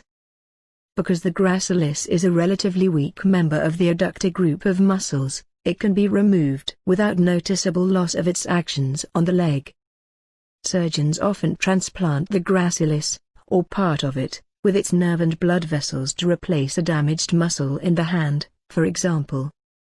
Once the muscle is transplanted, it soon produces good digital flexion and extension. Freed from its distal attachment, the muscle has also been relocated and repositioned to create a replacement for a non-functional external anal sphincter. Groin pull. Sports broadcasters refer to a pulled groin or groin injury. These terms mean that a strain, stretching, and probably some tearing of the proximal attachments of the anteromedial thigh muscles have occurred. The injury usually involves the flexor and adductor thigh muscles. The proximal attachments of these muscles are in the inguinal region, groin, the junction of the thigh and trunk. Groin pulls usually occur in sports that require quick starts, for example, sprinting and base stealing in baseball, or extreme stretching, for example, gymnastics. Injury to adductor longus. Muscle strains of the adductor longus may occur in horseback riders and produce pain, rider's strain. Ossification sometimes occurs in the tendons of these muscles because the horseback riders actively adduct their thighs to keep from falling from their animals. The ossified tendons are sometimes wrongly called rider's bones. Palpation, compression, and cannulation of femoral artery. The initial part of the femoral artery, proximal to the branching of the profunda femoris artery, is superficial in position, making it especially accessible and useful for a number of clinical procedures. Some vascular surgeons refer to this part of the femoral artery as the common femoral artery and to its continuation distally as the superficial femoral artery. This terminology is not recommended by the Federative International Committee on Anatomical Terminology because it is a deep artery. The term is not used in this book because it may cause misunderstanding. With the person lying in the supine position, the femoral pulse may be palpated midway between the ascis and the pubic symphysis, figure B5.15a and b. By placing the tip of the little finger, of the right hand when dealing with the right side, on the ascis and the tip of the thumb on the pubic tubercle, the femoral pulse can be palpated with the midpalm just inferior to the midpoint of the inguinal ligament by pressing firmly. Normally the pulse is strong, however, if the common or external iliac arteries are partially occluded, the pulse may be diminished.